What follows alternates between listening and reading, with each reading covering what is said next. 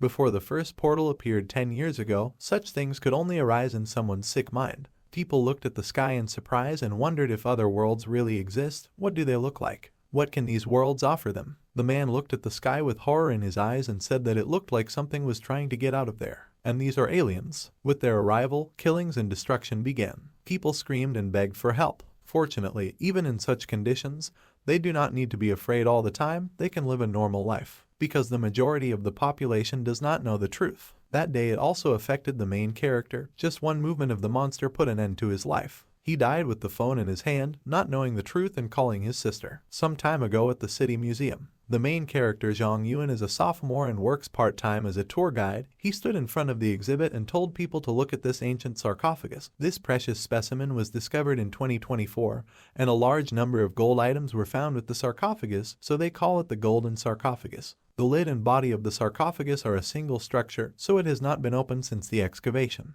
Well, now they can see what the excavations themselves looked like. While he was doing his job, the girl filmed it all on camera and said that against the background of the cards she looked even better than during regular broadcasts. What a beauty this is. Zhang Yuan approached her and seriously said that it is prohibited to remove valuable exhibits, so he asks her to put away her phone. She replied that she was not photographing the exhibits, but him. He looked at her blankly and she said that he is now a hot topic for discussion. Let him say hello to the fans. In the comments to the broadcast they wrote to him that he was handsome. After a short pause, Zhang Yuan asked her for forgiveness and said that he didn't know, but she would still have to put the phone away and let her not distract him from work. During work, he answers only work questions. The girl ran up to him and said to wait. She had a question. Does he know what is inside the sarcophagus? He replied that it was made of a special material that did not allow the beams of their detectors to pass through to analyze the contents. Therefore, according to the Historical Heritage Protection Program, they will not open it, so no one knows what is inside. She looked at the sarcophagus with interest and suddenly a voice over the loudspeaker announced that due to the planned fire drills, the museum would close in 10 minutes. They need to leave the museum premises as soon as possible. Zhang Yuan became worried and thought, what kind of unexpected teaching is this? They were not warned about this. Hearing this, the girl happily asked Zhang Yuan, is it possible that he is free because of the teachings? The notification was repeated and the girl asked him if they could have dinner together. He didn't answer her and grabbed her hand and told her to run. But before they had time to reach the exit, an earthquake occurred. Outside the museum, Zhang Yuan heard that many crows flew into the sky and began to caw. He turned to look out the window and wondered, are the birds flying away? At this time, chaos was happening outside. A huge portal appeared above the museum and a special detachment gathered around. One of them said that the gold level portal will appear in 3 minutes and 40 seconds. Anchor point activation is complete. The border is opening. The portal has entered the borders. They all need to get ready. All units need to prepare for battle. They need to eliminate the portal and ensure the safety of civilians. At this time, Zhang Yuan was sitting in the museum and looking around wondering what that sound was. What are the boundaries? What other portal? Did all the museum visitors get out? At this time, a man outside shouted to Zhang Lan, what kind of boss is she? Yuzuku will be the deputy. Zhang Lan disagreed and said that her brother was waiting for her at home. And as for the newcomers, this would affect her ability to fight monsters. She passed the man and he told her to slow down. How many times did he ask her not to run ahead of everyone? At this time, Zhang Yuan thought that he seemed to have heard the name of Zhang Lan, his sister. He wanted to help the girl get up and said that everything was fine. An earthquake was not a rare thing. They need to find shelter. While he was trying to get her up, he said that his sister should be at school. It can't be her. He told the girl that they needed to leave quickly, but she fell unconscious on the ground and Zhang Yuan saw blood spraying from her ears and mouth. He was horrified, and at that time the portal began to open. Zhang Lan stood holding a sword in her hands and prepared to attack. At this time, Zhang Yuan took refuge under the sarcophagus and thought, why is there no signal here? He shouldn't have bought this cheap phone. He decided to use the girl's phone and at the same moment his eyes widened in horror. He saw a monster on the phone screen and thought, what the hell is this? At this time, a special squad, including Zhang Lan, was advancing straight towards the portal. The girl called out to her and said that something was wrong here. It is not right. Is she sure this is a yellow level portal? Zhang Lan told her not to be distracted and to be alert. She quickly dodged the monster's hand, but the guy from her team did not have time to do this and hit the monster's hand, dying instantly. Zhang Lan gritted her teeth and thought that the 3 supports were broken.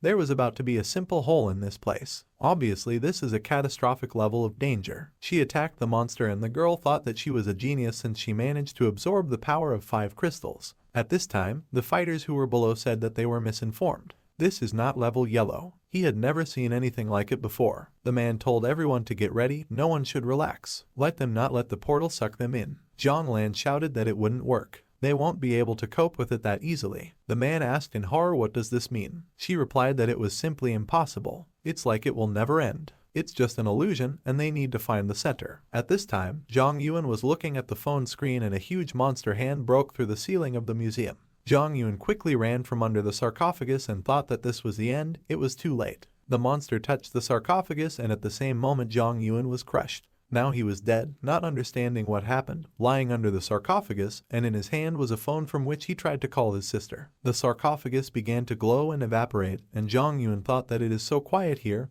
Has he really died? Suddenly he heard someone tell his sister to retreat. She can't handle this. In response she shouted that she would kill it. Why are they standing there? They need to kill it. She won't lose, she'll come home. The men ordered her to retreat. She must obey his orders. She said she just wants to kill it and kill it some more. She doesn't care whether it's an illusion or not. Zhang Yuan suddenly jumped up from his place in an unknown space and called out to his sister. This is really her voice. But this is impossible. She studies in a private high school. She is one of the best in the class. She is gentle, well-mannered, and a little clingy. How could she be in the thick of things? He tried to get out of this unknown space and said that he probably just imagined it. Why doesn't he see anything? He needs to take at least one look. His sister is there, he can't just die. Unknown space fulfilled his request and showed what was happening to his sister at that moment. Zhang Yuan quickly pulled back in surprise and saw his sister raising her sword over the monster, wishing for its death. She attacked the monster and Zhang Yuan was very surprised by this. As he watched her, she continued to fight the monster and a huge hand rushed straight towards her. She blocked the blow in time and thought that it had begun to materialize. But there is no turning back. Suddenly her protective barrier cracked and the man said that it had materialized.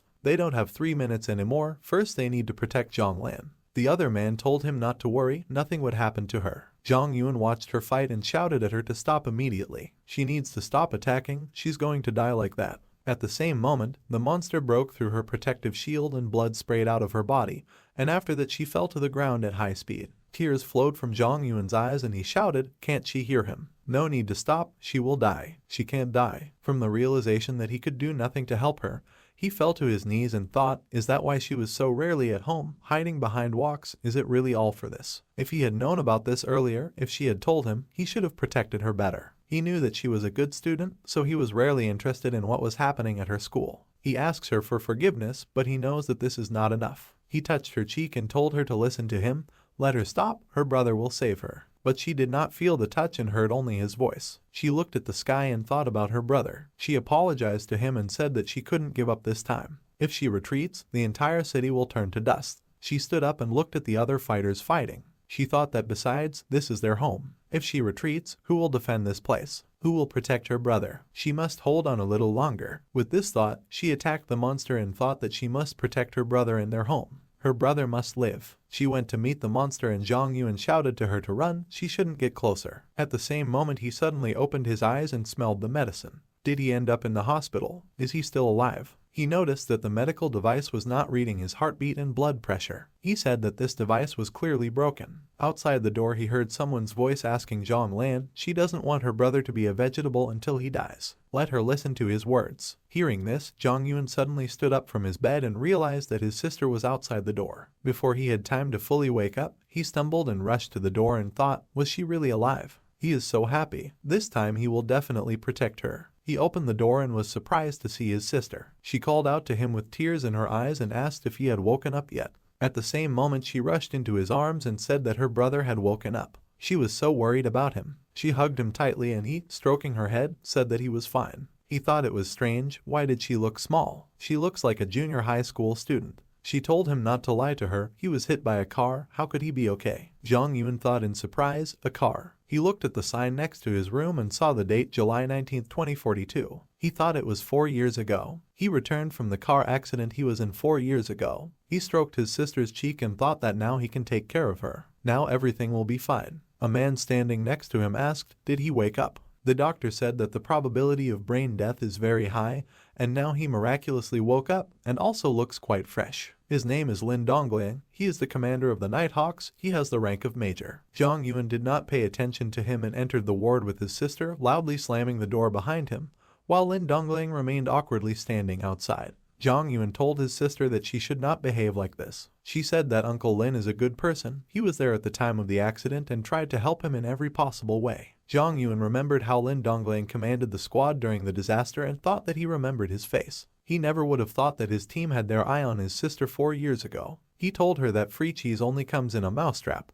Why did he suddenly decide to help them? She replied that he said that she had talent and he hoped that she would come to study with him so that she could contribute to society. Zhang Yuan thought that this strange man seemed to have not had time to tell her about everything in more detail. She probably shouldn't get involved in all this until college. She said his hands were so cold, should she call a doctor? He wondered if it was possible to escape from danger without a fight, because when a threat arises, she simply will not be able to take care of herself. This is even scarier. The best way to protect yourself is to fight. He went to the door and asked his sister if she could help him with the discharge. He will go to thank Mr. Lin. At this time, Lin Dongling was standing outside and eavesdropping on them. His sister agreed and said that she was almost done with everything. When Zhang Yuan opened the door, Lin Dongling said that there was no need for gratitude. He laughed awkwardly and said that he would like to talk to him. Seeing him, Zhang Yuan thought, he didn't eavesdrop on their conversation, did he? After a while, he dressed in his usual clothes and told Lin Dongling that he knew that he wanted to lure his sister into his team. If he is not mistaken, then the academy to which he invites her is the ideal place for this. Lin Dongling asked in surprise, how did he know about this? Zhang Yuan replied that he knows a lot of things, such as about portals and the existence of monsters,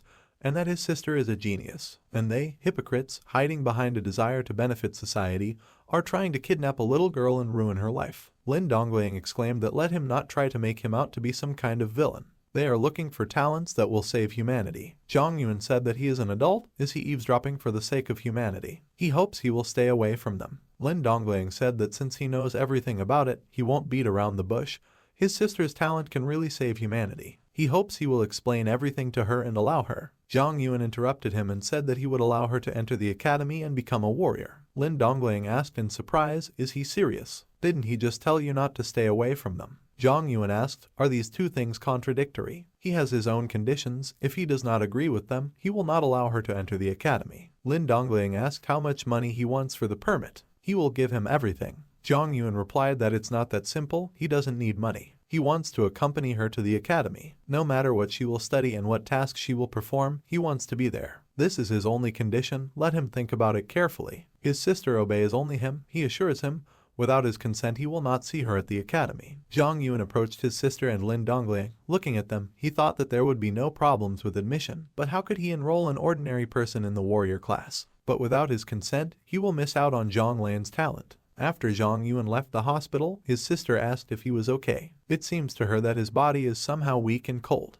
He replied that because of this stupid treatment, his arms were all bruised from injections. He wants to cook something delicious at home and eat with her. She was delighted and said that she wanted pork ribs and sweet and sour sauce and pork legs. As she happily walked forward, Zhang Yuan stopped and looked at the bruise on his arm. He thought it didn't look like a bruise, it looked more like a cadaverous stain. After some time, there were a lot of delicious dishes on their table.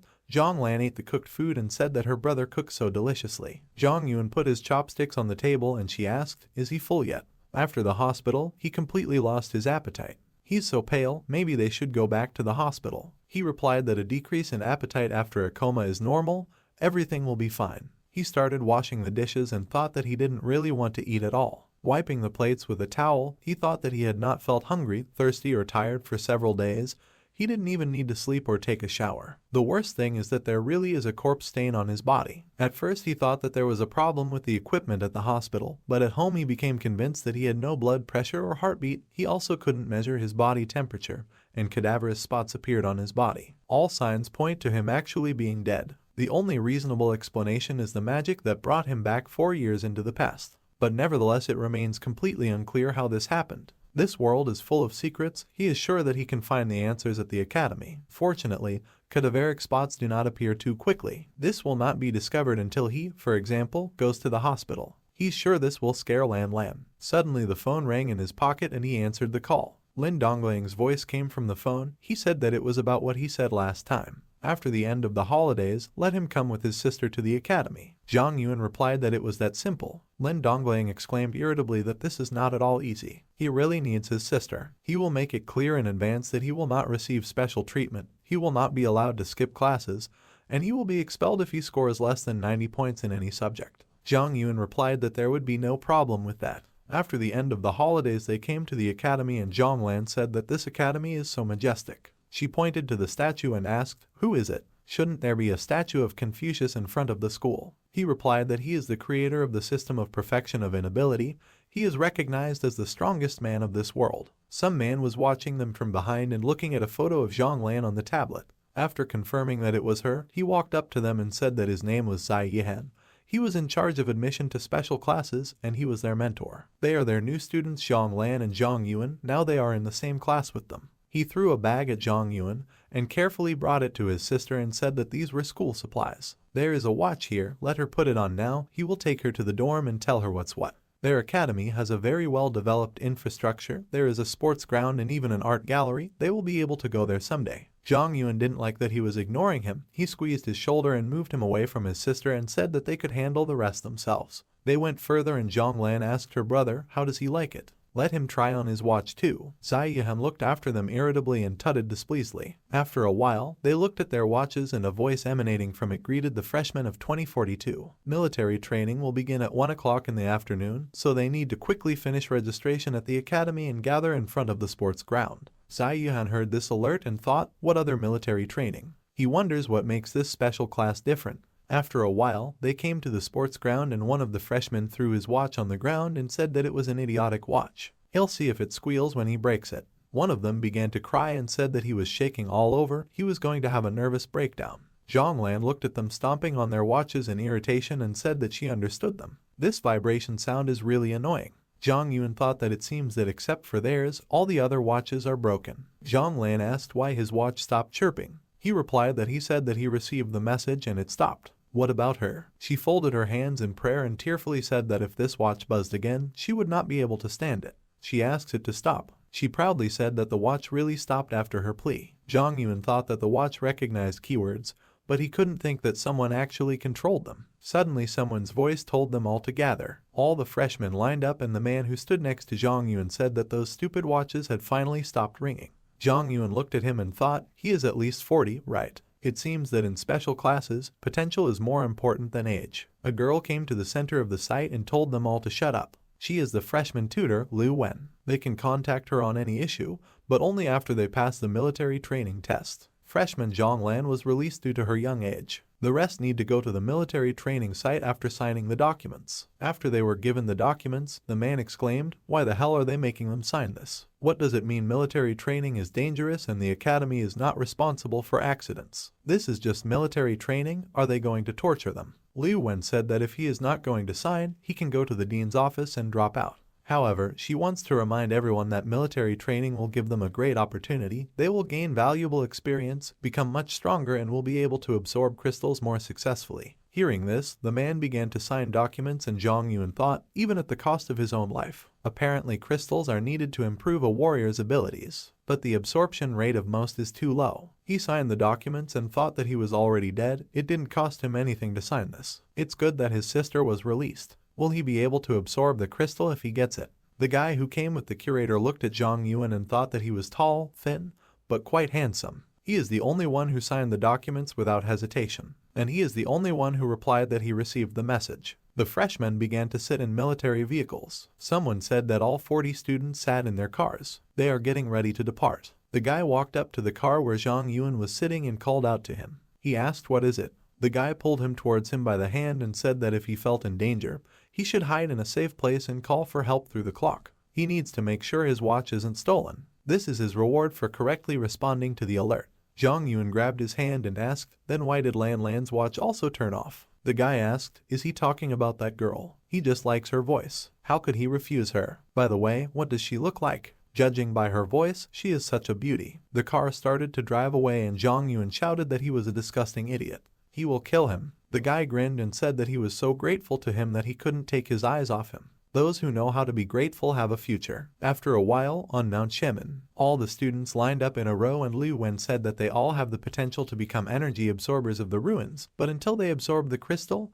they are ordinary people. This preparation will remind them of how fragile human life is. Now she will tell them a little about this place. Let them imagine that this is all a border with several supporting energy points. It's like copying a space based on the original area. As long as they are in this space and everything that happens here will not affect the outside world. The government is using this technology to grow crystals artificially. Shaman Mountain is one of the growing areas. Their task is to survive for 3 days. The backpacks in front of them have supplies they can use. The students started putting on their backpacks and one of them asked, should they come here as an ordinary person? Is that what she just said? Liu Wen said that they don't have to sneak in, they can hunt or gather. And the main task is to survive, to reveal your potential. Zhang Yuan thought, is there a chance to get the crystal? If he gets the power of it, then he can protect Lan Lan. Liu Wen said that if they ever find themselves in danger, they should use the watch to call for help. The watch not only tracks their location, but also emits high-frequency sound waves that can scare away some low-level alien races. But let them keep in mind, this function eats up energy. The charge in their watch is exactly 3 days. She opened a portal and told them to come in if they were ready. They went ahead and she said that finally she would like to remind them all that they, the people of China, in difficult times should help each other and not fight among themselves. If they become aware that they have harmed any of their fellow students, they will be immediately expelled and court-martialed. Zhang Yuan thought that the last words sounded quite scary. Well, he'll look at these aliens. Liu Wen said that fighting as a team is much safer. She reminds us that the team should consist of no more than 6 people. The formation of teams began and Zhang Yuan approached a group of people and asked if he could join them. The guy waved his hand and apologized to him, but they don't have room, so let him look for someone else. Some girl called out to him and asked if he still hadn't found the team. There are only 4 of them, why shouldn't he? Suddenly a guy from her team called her name Huang Zioyan and interrupted her and said that it was time for them to go. He looked at Zhang Yuan and said that they have no room. Zhang Yuan thought, do they have no space? There are only 4 of them, but he had no intention of asking them. Huang Zioyan apologized to him and ran to her team. After a while, Zhang Yuan set off alone and, walking through the forest, noticed that someone was watching him. A man looked out from behind the bushes and Zhang Yuan thought that, of course, the most terrible creature on the planet is a man. He decided to sharply turn off the path and the man was surprised by this. His friend approached him from behind and called him Wang Men and said that this guy had turned off the path. Did he notice them? After a while, Zhang Yuan looked at the map and thought that the species raised here is called snow snake. The snake takes into account the temperature when choosing a place to hunt, and its attack power is average. The quality of the crystal is very high, as many as 4 skills. This snake has a super sense of smell, random boost, physical ability. It can freeze everything within a certain radius, duration 10 seconds. The snake can also slowly recover from physical damage and instantly recover in a critical situation. Zhang Yuan thought that this snake had thin skin and a lot of meat.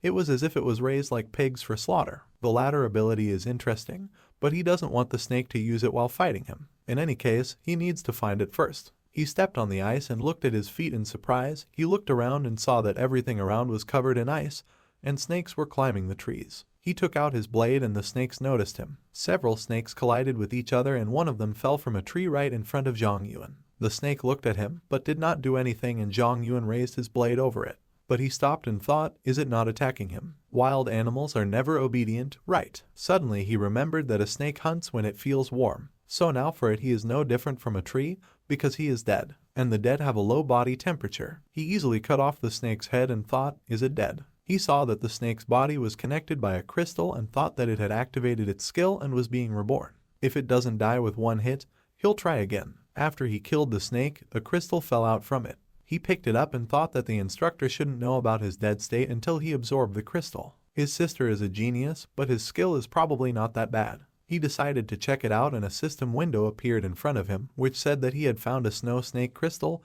Did he want to absorb it? The crystal has the following characteristics: super perception, ice, regeneration. All these characteristics are at the yellow first level and he can improve this. The last characteristic is immunity to death at a catastrophic level, which cannot be improved. Zhang Yuan thought, is this a text clue? Well, he'll try, he still won't die. He absorbed the crystal and sparks began to emanate from his body. He looked at his hand and felt that all 4 abilities had been successfully absorbed. Was he really lucky? At this time, a group of Huang Zioyan was standing near the wooden house. Their leader said that even the strongest person in China could only achieve a 0.03% success rate in absorbing the crystal. Huang Zioyan said that this probability is comparable to getting an SSR rank. The guy said that with such a probability it is almost impossible to succeed. The leader told them to forget about it. He suggests following the original plan, They will find a couple of crystals and return with them to the instructor. At this time, Wang Men was watching them and his friend said that they broke their watch and the only one suitable for use was these guys. What will they do? Wang Men grinned and said that whatever they were able to take away would be theirs. His group followed him and one of them asked,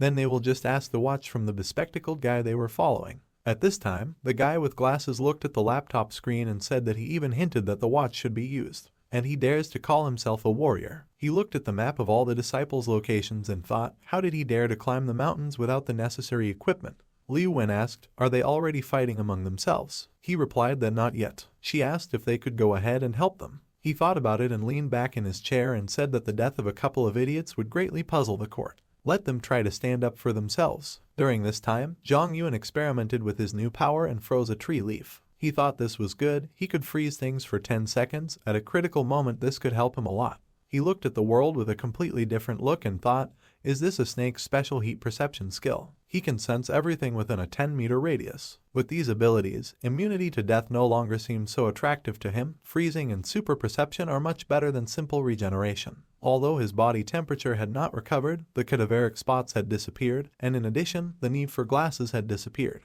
He kicked the tree and thought that he was sure, with all these abilities, he could handle a couple of snakes. A snake fell from a tree and he thought that he would just deal with those snakes that fall from trees to check something. He attacked the snake and thought, did he get it right? He can stop regeneration if he cuts off the snake's head. The system reported that a snow snake crystal was found. Does it want to absorb it? He absorbed 3 crystals and his characteristics increased. He realized what was happening. He could pump himself up with the help of similar crystals. 1 crystal guarantees 1 promotion. He doesn't know what will happen after the yellow level. Simply put, he'll just kill a couple more and check everything himself. He walked further through the forest, and at this time Wang Men led the group. One of them said that they were moving further and further from the main road. Maybe they. Wang Men interrupted him and said that if that weakling came here alone, then they have nothing to fear. The other guy said he was more worried that they wouldn't be able to find him. Suddenly one of them stopped and pointed his finger at the dead snake and said that there was a corpse of an animal here. They looked at it and the guy asked in surprise, did he kill the snow snake himself? Wang Men said that he must have used a watch. How can an ordinary person be so strong? The guy pointed his finger at the other animal corpses and said that there were 3 more dead snakes. Wang Men was surprised and asked if it was possible that he had already absorbed the crystal. He could have absorbed it or came here prepared in the first place, right? A guy from his group called out and asked if they could leave this idea to them.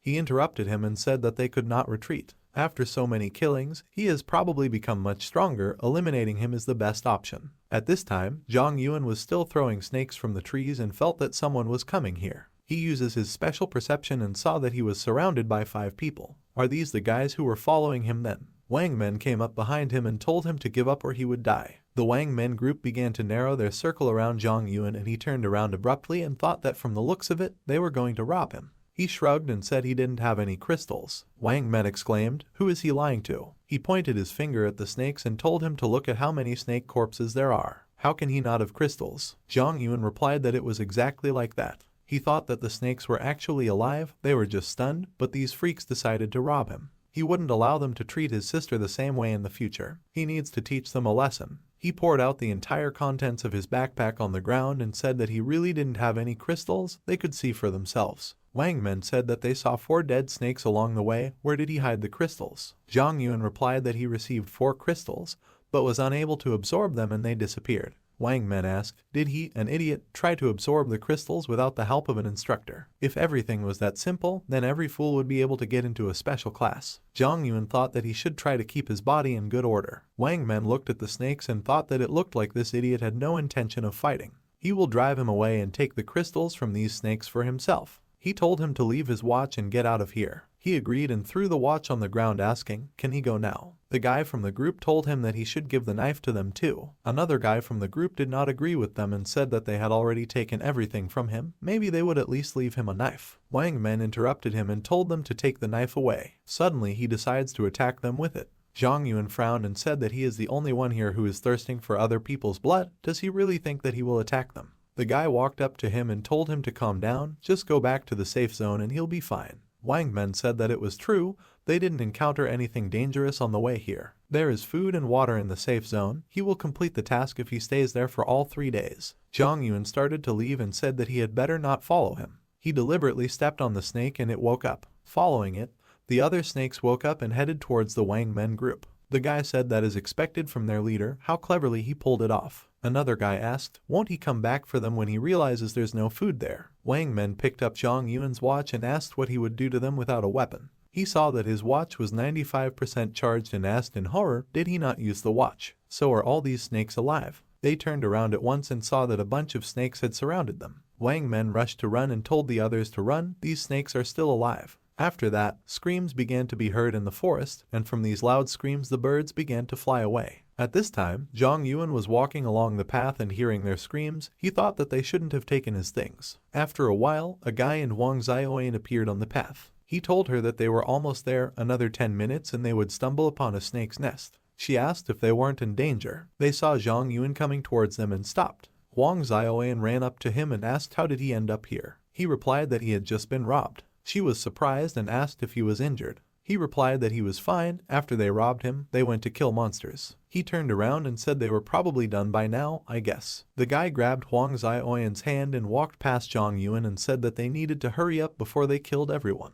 Wang Xiaoyan asked him to wait and said that they couldn't just leave him here. The guy gritted his teeth irritably and put on a smile, greeted Zhang Yuan and said that they were their team. Zhang Yuan interrupted him and told him not to bother, he knows that he doesn't want him to join them. He thought that if he did not eat and drink, it would certainly arouse suspicion, so he had to be careful not to make a mistake. But it's not very convenient for him to kill monsters without a knife. He said that he would go with them, take his backpack and leave. After a while, they reached the snake's nest and the last survivor rushed towards them screaming for help. Several snakes bit him and he fell dead. The leader of the group was surprised and asked why there are only snakes here. Wang Xiaoyan looked at this in horror and said that they were all dead. Having finished with the Wang Men group, the snakes headed towards them and the guy with Wang Xiaoyan began to run. He grabbed her hand and asked why she froze. They need to escape. She turned to Zhang Yuan and he told her to forget about him. Zhang Yuan picked up the knife and turned around and asked, were they really so scared by a bunch of snakes? He went to the snakes and said that he thought no one would mind if he killed them. With deft movements, he cut off the heads of the snakes and after a while killed them all. He collected a bunch of crystals and decided to absorb them. Immediately after this, his super perception increased to the second green level, his eyes increased to the third green level, and his regeneration increased to the yellow third level. Feeling an improvement in his characteristics, he opened his eyes and thought that 10 crystals were needed to improve yellow to green level. Apparently, further improvement will take place according to the same principle. The likelihood of leveling up a skill with 1 crystal has been confirmed. He pumped up freezing to the green third level, but regeneration remained at yellow. Apparently, some force prevents him from improving this. Surely others think that the crystals cannot be absorbed by an ordinary person. After an unsuccessful absorption, the crystals of ordinary people simply evaporate. He wonders if everyone can see the same system prompts as he does. He used freezing on corpses and thought that he should not give away the number of crystals he had absorbed. But what about the dead students? At this time, in the observation room, Liu Wen said that nothing new happened. In such situations, an instructor is usually called using a watch and all the trouble falls on his shoulders. Suddenly they received a signal for help and she said that one of the guys was asking them to help, would they do it? The guy adjusted his headphones and said that they were not in any danger. They don't know about the monitoring, so he suggests she put on a little show. After a while, he went to a call for help and asked the leader of the Wang Xiaoyan team, is this the scene of a murder? He confirmed his words and, having examined the corpses, he thought that most of the wounds were snake bites, but there was 1 knife wound. 3 watches are broken, some of them have low batteries. Judging by the crime scene, this is most likely what happened. He imagined how it all happened. The guy from the Wang Men group said that the sound wave could scare them away, but not kill them. What should they do? Wang Men told them to turn on the clock, but one of them didn't listen and ran away saying that they didn't want to die. Wang Men ran behind him and told him to wait for him. Having dealt with the rest of the group, the snakes rushed after them and the guy asked why these snakes are so fast. Wang Men said that it doesn't matter if he runs slower than a snake. The next moment he stabbed him and said that the main thing is that he runs faster. After inspecting the scene of death, the guy thought that Zhang Yuan led them directly to the snake nest and indirectly killed them with the help of these same snakes. If he looks around, he will notice at least 30 snakes here. So why didn't they attack Zhang Yuan himself? He looked at the snakes and said that was interesting. He didn't notice him using anything. The leader of the group asked what he was talking about. The guy replied that it was okay, he found out what was wrong. Military training continues. He looked at the corpses and thought that this Zhang Yuan has enough cunning, courage and cold calculation. He likes him. If he returns alive, he will settle this matter for him. At this time, in the academy canteen, Zhang Lan and Lin Dongling were sitting at the same table, and he asked how was her first day at the academy. She replied that the campus is beautiful, the dorm is huge, the teacher is kind, the food in the cafeteria is very tasty, everything is great. He gave her a phone and said that this phone has a satellite communication function. She will be able to keep in touch using it, no matter where she is. She turned away and said that her brother told her not to take anything from the hands of strangers. He was surprised and thought that he was right. He said it was not a gift. Let her consider it as a loan, earn money and buy a new one, and she will return this one to him. After these words, she took the phone and said that then she would not be modest. He asked where her brother was. She replied that he was at military training. Lin Dongling mentally cursed and thought, did they send an ordinary person to military training? What are they thinking at this academy? If something happens to him, Lan Lan will hate him to death. He got up from the table and told her to eat, and he needed to make one call. She asked, is military training dangerous? Is there any way he can bring her brother back quickly? He nervously wiped the sweat from his face and said that it wasn't dangerous there at all. He'll be back soon. He hoped he was okay. At this time, Liu Wen was sitting at a table with a man, and he asked, did that guy in black glasses come with her? She asked him not to call him that. He came to observe the military training and not to show off his face, so she stopped short and noticed that a guy had approached them and asked what was wrong. He greeted them and said that his name was Feng Yumo. He was from the Finglin team. He is here to complete a mission. He asked, is the commander here? Liu Wen was surprised by his presence and thought, isn't this the guy that is ranked 68th on the list? Since he was here for a mission, why wasn't she notified about the postponement of the military exercise? She gave her name and said that she was an instructor at the academy in charge of military training. Feng Yumo said that his mission is to rescue student Zhang Yuan. They don't know where he is. She said that the equipment was being tracked according to the latest information. He headed to the safe zone and still has not returned. He thanked them and left. Liu Wen returned to the conversation with the man and said that military training was going well. What could suddenly happen? He said he didn't know about it, but he had heard something about this young man. She asked what. He replied that he found out that his brother was sick, only the snow snake crystal could cure him. He applied for a transfer here. In addition, he has a small problem. He has a severe form of face blindness. At this time, Feng Yumo was running through the forest and looking at the map. He thought that as long as the exercise was observed, nothing bad should happen. If he follows this road, he will come straight to the snake's nest. If he catches a few snakes then. He stopped short when he saw the dismembered corpse of a snake and thought, what freshman wields a knife like that? In a clearing in the forest, he saw Zhang Yuan raise his knife over the snake's meat. He noticed that his knife had already been through a lot and thought, the academy knife is an excellent weapon and he handles it like this. He came up behind him and said if his knife could show emotions, he would cry. That's not how you use a knife. Zhang Yuan turned around and asked, who is he anyway? What is he doing here? Is he a sophomore? What does it matter to him how he works with a knife? Does he want to offer him another way? Feng Yumo was surprised by the influx of questions and Zhang Yuan asked, is he going to teach him something? Feng Yumo thought, what's wrong with him? Wouldn't someone else be ashamed and leave in such a situation? Zhang Yuan said that the academy only gave him this knife. Does he want to give him something else? Feng Yumo gave him a knife and told him he could go. Zhang Yuan wanted to ask something about the snake, but he interrupted him and said that he could take it for himself, but the rest of the snakes were his. Zhang Yuan asked, isn't he ashamed to take booty from a person who has just started military training? Feng Yumo reached for his weapon and said that this was not his territory, and the rule first come, first grind does not work here. As for who gets the snakes, then. With these words, he rushed to the attack and broke the snake's skull with his spear. He said that of course the snakes will go to whoever is stronger. Zhang Yuan was surprised and thought that he killed the snake with one blow. He is definitely a professional. This weapon is similar to the one Lan Lan used in her previous life. Is this official gear? Feng Yumo said that this is the difference in their strength. Zhang Yuan started using freezing and thought that an experienced warrior had come here to fight monsters side by side with novice students. Something is clearly wrong here. He put him in ice and started beating him with his fists. He stepped back and thought, why is ice so dense? Now his bones will turn to dust and he's not even hit. He doesn't look like a villain, so he'll leave it for now. Let him sit while he kindly uses this knife. He took his weapon and said that he could use his weapon, but he should definitely return it to him later. He left, and Feng Yumo remained frozen in ice. After a while, Feng Yumo finally got out of the ice and walked to the safe zone on trembling legs. The guy with glasses saw him and asked, is his name Feng Yumo? He laughed and asked if someone beat him up. The wounds are small, but the humiliation is colossal. Was his weapon also stolen? Feng Yumo approached him and said that he should heal him. The guy reached out to him and used the ability to return to the sun. with the help of which the target returns to the state in which it was 24 hours ago. They sat down at a table and the guy told him to tell about his misfortunes, let it please his soul. After a while he told him everything and the guy asked, so he says that one of the students stole his weapon. He is sure. Fang Yuma confirmed his words and said that he could not detect the signal from his watch. The guy replied that currently the only disciple who wears a watch is Zhang Yuan, but his watch was taken by Wang Men.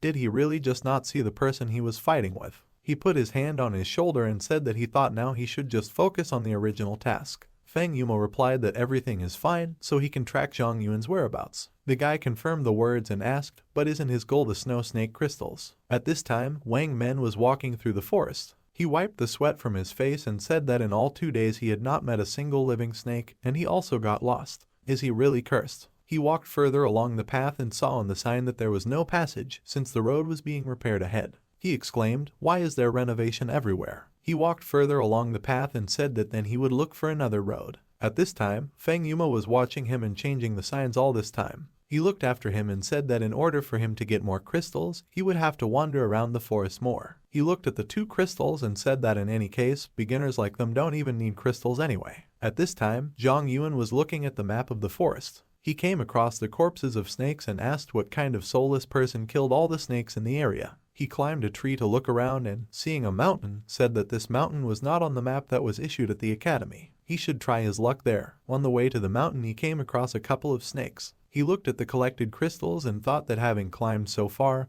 he still found several snakes. After absorbing the crystals, the system reported that super perception increased to the blue 4th level, freezing increased to the blue 6th level, and regeneration increased to the yellow 4th level. Zhang Yuan thought that the perception range had been increased to 1 kilometer. The freezing time is increased to 2 minutes. With enough energy he can use this multiple times, so the time can increase to several hours. He walked through the forest and said that due to the lack of hunger, thirst, and fatigue, he was a little lost in time. Maybe it's time for him to return. Suddenly a snake slithered near his feet and used freezing. The snake stuck out its tongue and looked at Zhang Yuan. He felt its gaze and quickly pulled back and asked why it was hiding here. At that very moment the snake attacked him and he said that it was so fast. He ducked down to avoid the blow, but the kite still hit him and inflicted a wound. He used regeneration on his wound and thought that he definitely couldn't cope with this snake. He didn't know if his new freeze would work on it. The snake attacked him and he extended his hand forward and used freezing on the snake. The snake's head was covered with ice and Zhang Yuan exclaimed in surprise that it worked. He needs to try this again. He froze the snake from all sides and struck with his weapon. He noticed that the ice had cracked and began to strike it many times. He dealt another blow to the snake's head and thought that although the damage was low, he might succeed. This weapon is great. He pierced the snake's head and thought that after all the freezing that he had used, his strength was practically running out. He almost broke his head, so he is immune to death. Suddenly he stopped short and realized that the crystal was still intact. Immunity can work. At this time, students were gathering in the safe zone. Li Wen said that there was still half an hour before the end of the collection. All returning students must come to her to register. Wang Men reached the safe zone and, after catching his breath, said that he had finally made it out. Fang Yuma, who had been following him the whole time, said that he had successfully followed him from the mountain itself to make sure that he would reach the camp. A guy with glasses came up to him and asked if he was wrong again. The person he accompanied is not Zhang Yuan. Fang Yuma asked, weren't he the ones who gave him his coordinates? The guy replied that the coordinates belonged to the Zhang Yuan watch, but as for why the Zhang Yuan watch is on another student, that's already a problem. He approached Wang Men and said that he would give him a chance to explain everything. At this time, Zhang Yuan cut the snake into pieces and struck it on the head several times, thinking that even though he is actually a corpse, he is very tired, but this creature is also working hard to recover. With the last blow, a crystal fell out of the snake and Zhang Yuan said that the snake was finally dead. The system reported that he found the snow snake crystal. Does he want to absorb it? There is an additional skill, Ice Blood Blast. It can't be improved. With this skill, all abilities are increased by 12%, duration is 30 seconds. After use, weakness sets in for 48 minutes. Zhang Yuan caught his breath and thought, what kind of ability is this? It's good that the snake didn't have time to take advantage of this. Absorbing such power is definitely worth it. At this time, Wang Men cried and asked them to let him die here, but just don't let them put him on trial. While Wang Men was being taken into custody, Fang Yuma approached the guy with glasses and asked if he did this on purpose. He replied that he simply provided the necessary information. Fang Yuma said that he deliberately gave him the wrong coordinates. The guy asked, is this important? The only thing that matters is that Zhang Yuan still hasn't shown up. He must have a weapon. He called out to Li Wen and told her to take the students to the academy while he waited for Zhang Yuan. Then they will return in Mr. Feng Yumo's car. Feng Yumo looked at the time and said, "It's already 10 o'clock, time to get ready, will you just let them go back?" The guy asked, "What is it?" He wants to arrange a showdown in front of the instructor. Feng Yumo remained silent and the guy said that he likes this guy, so don't let him go too far in trying to take revenge on him. Feng Yumo said that thanks to his ability he is alive, so he will not kill him. The guy said that the main thing for him is not to train too much, otherwise he will get tired. 5 minutes passed, Feng Yumo did 22 push-ups. When half the day had passed, he had done 300 push-ups. When 5 o'clock arrived, he had already done 952 barbell squats. The guy with glasses got angry and said that they had been waiting for 7 hours already. He didn't think they'd have to wait that long. What does he think about himself? Feng Yumo asked him to calm down and he told him not to calm him down, he would kill him himself. Feng Yumo said that nerve cells do not recover. While Zhang Yuan was coming out of the forest, the guy with glasses said that even if he died, he would kill him first. Zhang Yuan approached them and seeing that they were the only ones here, he asked in surprise, "Has no one come yet? Did he come too early?" They looked at him and Feng Yumo noticed that his weapon was in terrible condition. He got angry and asked what he had done with his gun. Zhang Yuan showed the weapon and said that he did nothing of the kind. At the same moment, some force shackled his legs and he felt that he could not move. He saw that he was enveloped in dark clots and thought, "Is this a shadow?" The furious Feng Yumo pounced on him and hit him with all his might. A guy with glasses came up to him and said that the Un hit him too hard. Feng Yumo asked, wasn't he going to kill him himself? The guy replied that he should have just hit him lightly. What should they do if he really dies? He healed him and Zhang Yuan opened his eyes and thought that he was thrown 10 meters. It seems that this technique also has a range of actions. He pulled out a gun and thought that he should find a way to keep his distance from him.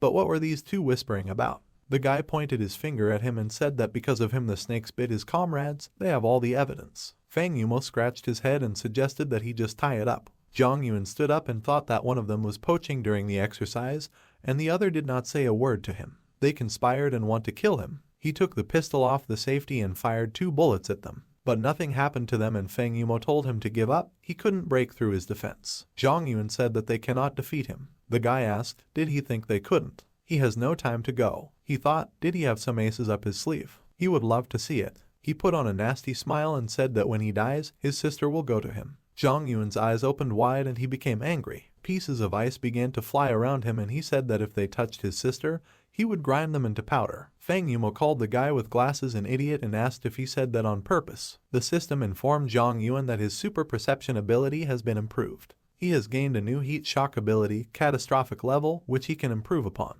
With this ability, he can extract the temperature from the air and release that heat within a 10,000 meter radius. Freezing skill improved. He received a new ability, Ice Coating, with which he can freeze all objects within a radius of 10,000 meters. His regeneration skill has been improved. He received a new ability, Immortal Summoning, with which he can be immune to any attacks and negative effects. He thought that he only had 30 seconds, but it didn't matter, he would make the most of this time. He extended his hand forward and huge pieces of ice rushed straight towards them. Feng Yumo was encased in ice again and the guy with the glasses used healing and thought that he had such a powerful power. If it weren't for Feng Yumo's protection, not a grain of them would be left. He used his return to the sun healing ability several times, but their bodies kept freezing and he thought that the ambient temperature was too low, everything was frozen in just a second. Zhang Yuan continued to blast freezing at them and thought that he needed a lot of energy for this skill. It lost almost all its power in one use. He must not hesitate. He pulled out a gun and told them to die. But the gun froze in his hands and he thought it was all over. Is the gun frozen too? His body began to freeze. He thought that it seemed like he had run out of luck. He fell to the ground exhausted and said that even if he died, he would not let them. The guy with the glasses thought, could he really increase the damage by as much as 448 with the help of a boost? Anything higher is a kryptonite ability. He just exceeded that power. He asked Feng Yumo to help him approach Zhang Yuan. He used the ability to return to the sun on him and said that he could not let him go so easily, so let him not dare to die. Having lost his strength, he fell to the ground and Feng Yumo cursed. He dragged them both away and told the guy with glasses named Feng King that he was an idiot. Why can't he not look for adventures on his ass? And he's an idiot for getting involved with him. After a while, in the hospital equipment showed that Zhang Yuan had no pulse and Feng Yumo asked, is it really impossible to save him? The doctor replied that the temperature had dropped, the heartbeat and blood pressure had disappeared. That technique destroyed him. He said that he needed to be sent to the morgue, but Feng King burst into the ward and asked them to let him through. Feng Yumo turned around and asked who he was. Feng King exclaimed, can't he recognize him without his glasses? He brought the doctors out and told them to stop. He was simply in a state of suspended animation. Feng Yumo asked, is he sure about this? There are even corpse spots on it. Feng King asked where. He needs to take a look at it. He healed him and said everything was fine. He only has a couple of bruises. What is he talking about? Feng Yumo asked, is he sure? In response, Feng King asked if he could say for sure whether he was alive or dead. The next morning, Feng King looked at the list of young talents and saw that Feng Yumo had dropped to 69th place, and his place was taken by a certain Xuanming. Feng Yumo looked at his phone and asked, isn't this ridiculous? Feng King replied that he beat him twice. If his real name appears, then there will be many problems. Feng Yumo said that he himself would later tell him what idiotic option he chose. Zhang Yuan woke up and quietly said that it was so noisy here. He jumped out of bed and told them to shut up. Feng King told Feng Yumo to take a look. He said it was suspended animation, so let him throw money at him. Feng Yumo tutted irritably and transferred the money to him, and Zhang Yuan thought, what the hell is going on here? Since when are they so friendly? Suddenly he saw that a message from his sister had arrived on his phone. She asked if he was wounded and hospitalized. She is doing well, her teachers and classmates are taking care of her. Let him rest well, recover and not worry about her. Let him remember to call her when he wakes up.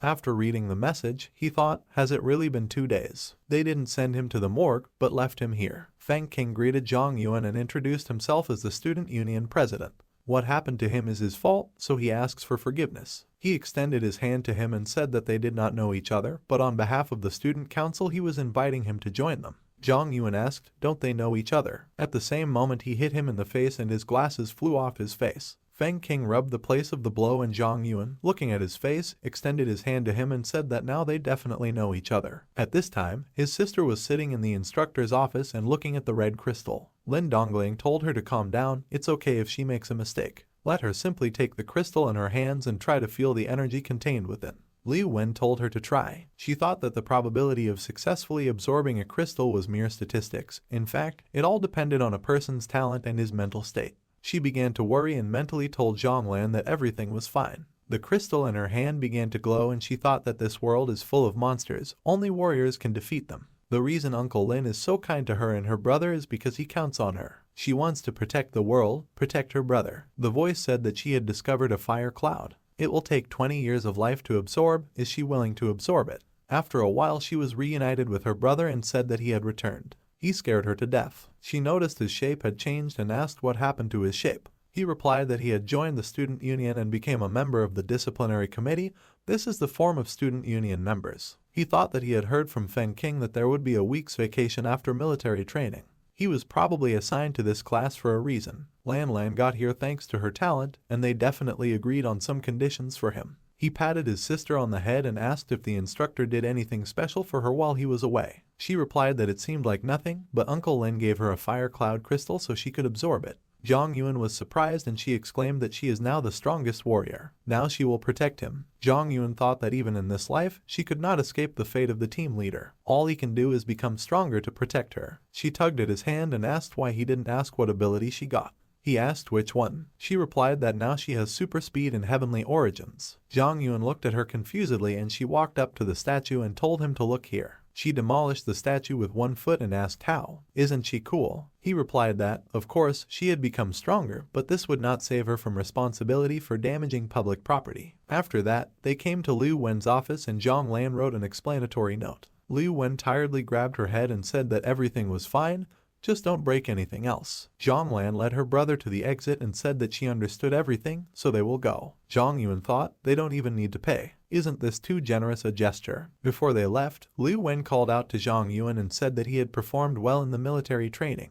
Does he want to try to absorb the crystal? She can help him. Zhang Yuan turned around and thought, didn't Feng King tell her anything? He thanked her for her kindness and said that he did not need her help. After they left, she sighed tiredly and thought that even though he was not interested in this, he did not need to make it so obvious. Suddenly she remembered that he was wearing a student council uniform and thought Feng King was going to find a successor at the training camp. Could it really be him? After a while, Feng King gave Zhang Yuan a tour of the academy. He said that this building was reconstructed at his request. There is a training area downstairs, a living area upstairs, and furniture there as well. If he needs something, then just let him tell him. Zhang Yuan said that he needed a room for one. Surely the student council president could do that. Feng King adjusted his glasses and said that he could just say it and he would do it. Feng Yumo told Zhang Yuan that he promised to teach him how to use weapons when they started. He replied that he would like to start right away. Feng King smiled and said that's great. He wants to look at it. Time passed, night came. They used many weapons and were tired and fell to the floor. Fang Yumo, breathing heavily, said that he couldn't do this anymore, he needed to take a break. Fang King said that he needed to heal, and quickly. Fang Yumo said that he still had some strength left. Fang King replied that this is not true,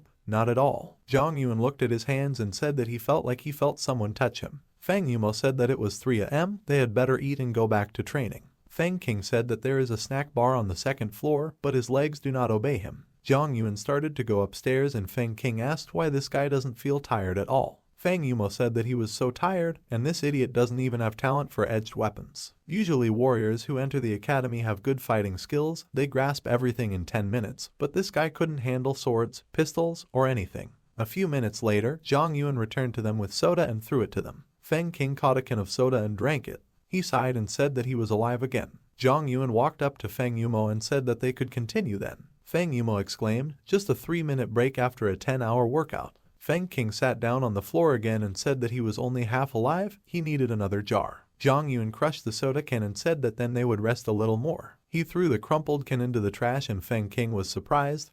Did he hit the bucket from 10 meters? Fang Yumo thought, maybe this is his hidden talent. He approached him and told him to quickly throw it again, but this time 2 at once. He gave him 2 jars and Zhang Yuan threw it, hitting the bucket again. Fang Yumo was delighted and said that the best option for him was a hidden weapon. Zhang Yuan asked, is it as beautiful as a sword? Fang Yumo said thoughtfully that maybe it would make sense for him to use the plain badger crystal. He is fearless, good in battle, and has an excellent sense of smell. A blow of rage will help him level up his abilities faster and there will be no need for weapons. He once encountered one during surgery. After activating the abilities, its combat power increased 10 times. In this state it is very difficult to cope with it. After all, it took them 3 squads to kill it. Fang King asked, was it the Badger King? And what happened then? Fang Yumo replied that they handed over the crystal to the government. Zhang Yuan asked where he could get this crystal. He definitely needs a complex, royal one. Fang Yumo said that he could not teach him how to use a weapon as compensation.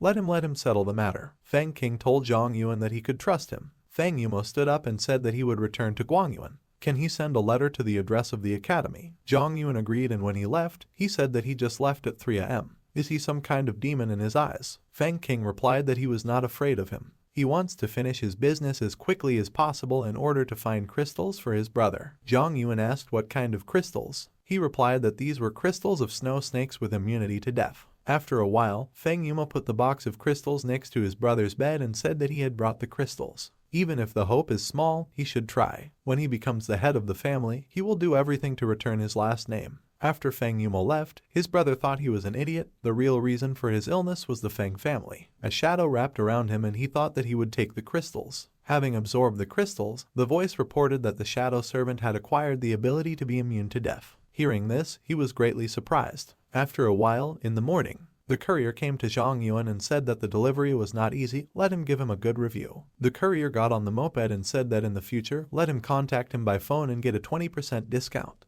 When the courier left, Zhang Yuan opened the box and, seeing the crystals, wondered if these must be the same badger crystals. Inside he saw a note and read it. The note said that since she left that day without saying goodbye, he couldn't sleep or eat. He never thought that one day they might meet again. He wants to meet at the Fisherman's Pier on September 15th at 8 p.m. Zhang Yuan thought, did this guy write a love letter? What kind of woman is this? What should he do? He didn't take Fang Yumo's number, should he ask Fang King? He imagined how he would react to this and thought that he would probably photograph this letter and publish it somewhere. He'll just give it to him the next time we meet. Having entered his house, he took out one of the crystals and the system reported that he had found a crystal of a ghostly badger.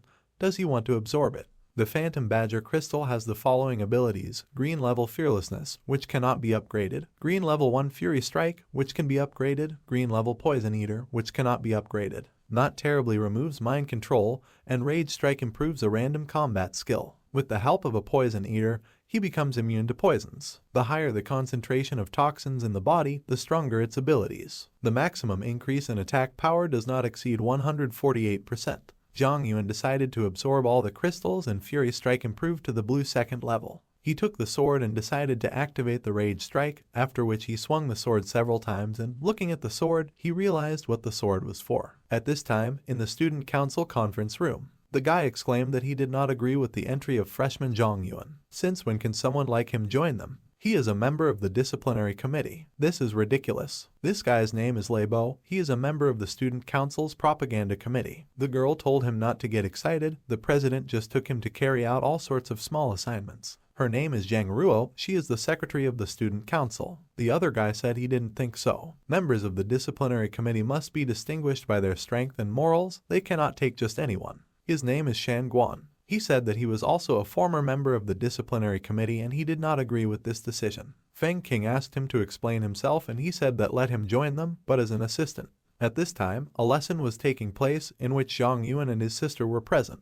The teacher said that a crystal becomes a crystal only after the death of the being in which this crystal existed in the form of energy. Zhang Yuan raised his hand and asked, after a person dies, a crystal also appears from him. The teacher replied that they should not compare the structure of a person with the structure of representatives of other races. Zhang Yuan asked what would happen if someone absorbed the crystal and gave birth to a child. The teacher sighed and said that pregnant women were strictly forbidden to experiment with crystals. Let him not be carried away by such thoughts. After school, Zhang Yuan and his sister went to the dining room. He transferred food from his portion to her and said that she was still growing, so she needed to eat more. She replied that she was no longer a child. Feng King sat down with them and told Zhang Yuan that his sister was even nicer than they say. Zhang Yuan frowned and told him to take a step aside. Feng King asked him to stop and said that he would have to wait for her to come of age anyway. Zhang Yuan broke his chopsticks irritably and asked what did he say. Feng King said that he was overdoing it. Is she really his sister? Zhang Lan hugged her brother's hand and said that it couldn't be otherwise. Feng King imagined the two of them traveling on a train and asked Zhang's release. Zhang Yuan hit him and exclaimed, "What is the student council president thinking about?" Zhang Lan asked what does this mean. Zhang Yuan replied that she was too young for such things. Feng King sat down at the table again and laughingly said that this is a joke. Why is he so angry? Zhang Lan said that she now understands who she was talking to on the phone when her brother went to the hospital. Feng King confirmed her words and said that she could call him Feng King. She pointed her finger at him and said that his glasses were broken, he could get hurt. He replied that he has special glasses, without them he scares people. She asked if she could take a look. He took off his glasses and said that only for her sake would he make an exception today. She saw that he had glowing purple eyes and said that he had such beautiful eyes, they also glow. Zhang Yuan asked, does he have such talent? He replied that when his mother was 3 months pregnant, she failed to absorb the crystal, but he absorbed it. He was born a true warrior, his body is stronger than that of ordinary people. Zhang Yuan thought that the teacher had told him that such things were strictly forbidden. But it doesn't matter, it has nothing to do with him. Feng King said that he almost forgot to tell him that he is now a member of the disciplinary committee, so he goes on patrol at lunchtime. Zhang Yuan asked, wasn't he going to be kicked out? He replied that the council members were nice guys. By the way, doesn't his sister want some spicy chicken? She was happy about the spicy chicken and after a short pause, Feng King said that the academy is a decent place. There are almost no fights, but things haven't been going well in the union lately. He cleared his throat and said they would sort it out. He will help him so that no one dies. Zhang Lan was delighted and asked her brother, so he was going on patrol. She wants with him. He did not agree and said that she should not miss classes. She got upset and said she didn't want to go to class. After that, he went on patrol and the girls began to look back at him. One of them asked, is this the new member of the disciplinary committee? Another girl said that this guy is pretty cute. Zhang Yuan passed by them and using super perception, he felt that someone was following him. Why don't they find some secluded place for their showdown? He walked a little further and stopped. He turned around and told his pursuers that they would meet at 3 o'clock, behind a pillar 15 meters away. Just don't let them be late. After a while, at the meeting place, the student council member told Zhang Yuan that without special skills, they would not be easily detected. Let him take off his clothes, kneel down and bark, then perhaps he will let him go. Zhang Yuan grinned and asked, is this a special greeting at the academy? He's in. The guy asked, is he an obedient boy? Zhang Yuan approached him and asked what he was talking about. He meant that if he took off his clothes, got down on his knees and barked, he would let him go. The guy got angry and attacked him using terrifying sound waves that cause mental shock and paralyze the target. Zhang Yuan used his fearlessness ability, which removes mind control, and asked why he opened his mouth. He hit him and said that it was now too late for him to beg for mercy. After that, he struck him a few more times and he fell to the ground, and foam flowed from his mouth. A friend of the student council member thought it was impossible. Only a few have previously managed to resist this trick. Who is this guy? Zhang Yuan asked, won't they take him to the hospital? The student council member's friends picked him up and ran to the hospital. On the way, they met Zhang Lan, who saw all this and thought, who could just attack a harmless person? She stepped out in front of them and ordered them to stop. Let them get his phone. She stamped her foot, breaking the path and advised them to give it to her in a good way. The guy handed her the phone and told her to take it. She smiled sarcastically and told him to lower it to the ground, let her lean on her 2 hands. The second guy put the student council members in the position she asked, and the other guy said it was a little too much. She said it was a great pose. She unlocked her phone and started taking pictures of the student council member from all angles. She laughed and said she would send it to his friends. She approached his friends and asked if they saw it. Let them repost. The guy asked her to let them go. He promises they will do everything. She asked, will they explain to their friend that it is wrong to behave this way? By the way, she filmed the whole process. If they disobey, she will throw everything to him. She left, and the guy said that he thought that this Zhang Yuan was evil. After a while, Feng King came to the student council member in the hospital and he told him that this guy is so cruel. He not only beat him, but also published a photo. Feng King looked at the photos and thought that if he had told him about him earlier, they wouldn't have had so much fun. He looked up at him and asked him to tell him what he had done to him. The guy replied that he used his signature move as usual, but not only did he not get hurt, but he also pinned him to the ground. Feng King thought that the waves had no effect on him, which meant that he had successfully absorbed fearlessness. He asked what happened next. Did he use a weapon? The guy replied that he didn't have a weapon. Feng King was surprised and asked how he could do it without a weapon. He thought, had he absorbed the blow of rage? It's hard for him to talk about it. The guy said that if he had a gun, he would have died already. Feng King headed towards the exit and said that since he was alive, he would go. The guy said that they are now enemies. How can he continue his training? Feng King turned around and said that no one cared about him.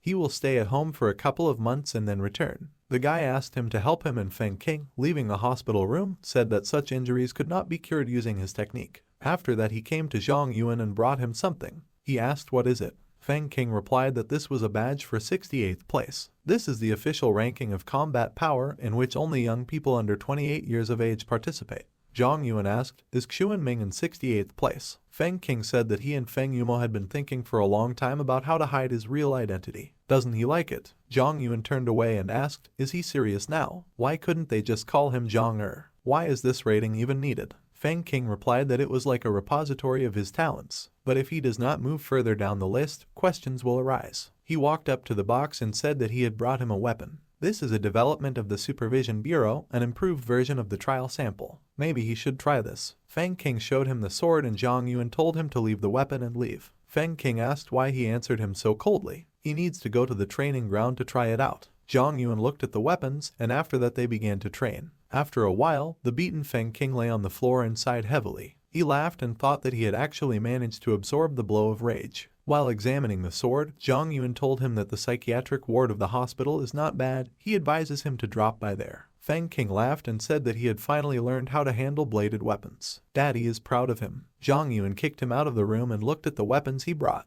He took the blades out of the box and thought that he was quite meticulous. He even prepared the blades for him. A group of shooters sometimes trains here. He can try practicing with knives using clay pigeons. He took out a training device, the description of which said that the default speed is 120 km per hour. 3 plates fly out at the same time with an interval of 10 seconds. Zhang Yuan confirmed the start and the training apparatus told him to get ready and move 20 meters away from the apparatus. The first round will begin after 3 beeps. After that, 3 plates flew out of the apparatus and Zhang Yuan prepared to throw daggers. The training apparatus told him to get ready. The next launch was about to begin. Several plates flew out of the apparatus at once and Zhang Yuan threw daggers at them. The device reported that the next launch was about to begin. Zhang Yuan hit the plates again and the device again announced the next launch. With light and quick movements, he instantly threw the daggers at the plates. The device congratulated him on completing the first training session. His rating was 100 points. Zhang Yuan thought that as expected, it was simply impossible to stop. The training apparatus reported that the next launch was about to begin and he thought that he could try to use this thing to increase his own level. This is not bad. He will train like this every day. Time passed. Zhang Yuan sighed and said that he had finally reached the next level. In the end, he only scored 80 points. He thinks he has room to improve. Lessons, training, events, this is real student life. And no assignment from the student union. He looked at the electronic calendar and saw that it was 6 p.m., September 15th. Suddenly he thought, today is the 15th. He almost forgot. After that, I immediately ran to the fishing pier and thought, why is no one here? Suddenly he heard the noise of a helicopter from above and the girl, throwing down a ladder for him, told him to jump. Zhang Yuan looked at her and thought that her appearance was truly unique. He climbed the stairs and she extended her hand to help him. When he climbed into the helicopter, she hugged him tightly and said that she thought he wouldn't come. No wonder she worked so hard on this note. She knew that one day he would understand everything. Suddenly she realized that he was not the one she was waiting for and asked who he was. She was upset and said that he didn't come. He broke her heart. She is nothing to him, just an empty place. Jong Yun said that he didn't actually see the note,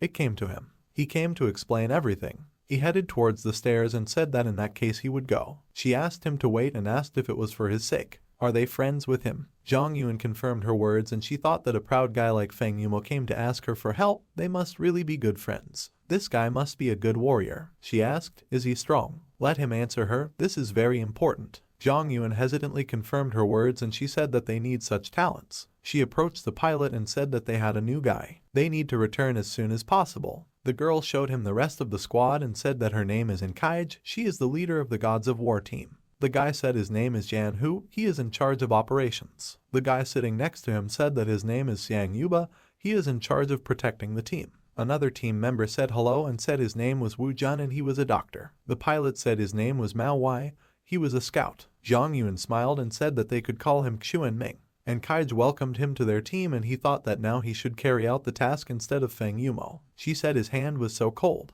He replied that this is normal for carriers of the ice system. Wu Jun looked at him carefully and thought that he seemed to have seen his name somewhere. He checked the rankings on his phone and realized that he was ranked 68th. Jong Yun sat down on the seat and Kaij said that to be honest, the task is not an easy one. A week ago, several people entered the property to engage in poaching. The nearest troops went there some time ago, but they were all poisoned by an unknown toxin and they lost one of them. Feng Yumo is immune to toxins, that's why she wanted to ask him for help. She would understand if he didn't want to take part in it. Jong Yun said that they are almost there, he can't chill alone while sitting on the plane. Xiang Yuba moved closer to him and said that he was confident. He offers him sparring. Jong Yun froze him and said there was no time for this. Inkaij said it was cool, but how long will it last? He replied that it would last a couple of minutes. She was surprised and asked why she didn't know that freezing could last so long. Jong Yun replied that in fact, he has a skill that increases the power of other abilities. He thought he had better find an excuse for his strength. And Kaij asked what abilities he has. Jong Yun replied that he has a heat sensitivity of 1 kilometer. Wu Jun was surprised and said that this could not be. Jong Yun cleared his throat and said that it was amplified.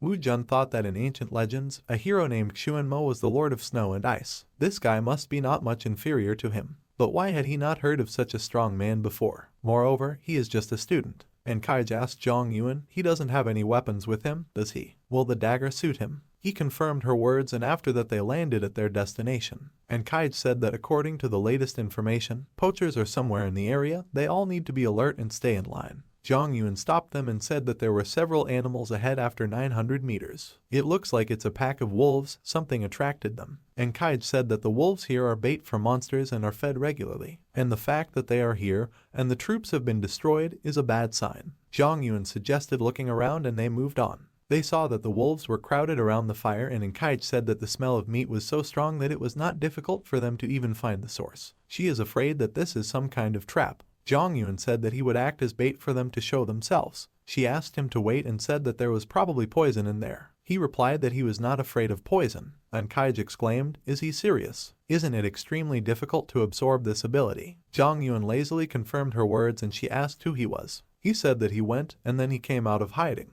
And Kaij said they will be here to cover him. He asked if he met anyone, should he kill him or take him prisoner. She replied that let him shoot to kill. The wolves turned towards Jong Yun and immediately howled. He thought that the wolves did not attack him, but howled, showing that the enemy was nearby. He felt several people on both sides and thought that he needed to clear this field. He grabbed the dagger and the countdown began. He cut off the head of the wolf and at the same moment killed the next one. After 25 seconds he finished and the system asked if he wanted to activate the scorpion venom. Jong Yun grinned and thought that he needed to move forward. He activated the scorpion's venom and his abilities increased by 108%. Jong Yun said that this is a stupid toxin, so weak. And Kaij asked what did he say. Now Wai replied that he was complaining that the poison was not strong enough. And Kaij said that poison lets you know that the enemy is nearby. They need to prepare to attack. Suddenly Jong Yun quickly threw his daggers and they were surprised. The daggers stabbed into the heads of their enemies and Jong Yun asked, is that all? They are so weak. And Kaij asked if they saw it too. Jan Hu said that he didn't want to talk about it. Now Wai was upset and said that the enemies had excellent camouflage. He didn't even notice anything. Jong Yun looked around and said that there was no danger yet. And Kaij noticed his dagger and thought that these flying daggers were similar to the ones the surveillance bureau was working on. and there was a serial number. This is far from the most popular weapon. Maybe this is a special model. This guy is definitely not that simple. She asked, is he okay? He gave her a blank look and she thought that he killed those people so calmly she shouldn't ask him such questions. Zhang Yuba praised him and said that he was very good with knives. Jan Hu asked how many years of practice does it take to master throwing knives so perfectly. Zhang Yuan replied that it was nothing, he just practiced with the plates every day. Jan Hu was surprised and thought, is this the same device that was stopped being used due to the complexity of training? He asked how he uses this machine. Zhang Yuan replied that he is using normal mode and raising level by level. Jan Hu asked how he dealt with it. He failed to pass a single level. In response, Zhang Yuan asked, are abilities needed to pass the level? Jan Hu became upset and began to think that he was worthless trash. At this time, Kaij approached Zhang Yuan and asked, can he see how many abilities they have used? He replied that they used Wolfpack Control, Scorpion Venom, and Super Camouflage. At least 3 abilities. She grabbed his hand and asked, Scorpion Poison, is he sure? Zhang Yuan confirmed her words and said that he had the ability to absorb poisons. She thanked him on behalf of their team and said that many of her fighters were still in the hospital because doctors could not recognize the poison. She shouted for them to immediately connect her to the hospital. Zhang Yuan asked, is it really that important? Wu Jun replied that the current treatment is not a panacea, but now he has saved many lives. Zhang Yuan thought that it turns out that most professionals are not that strong.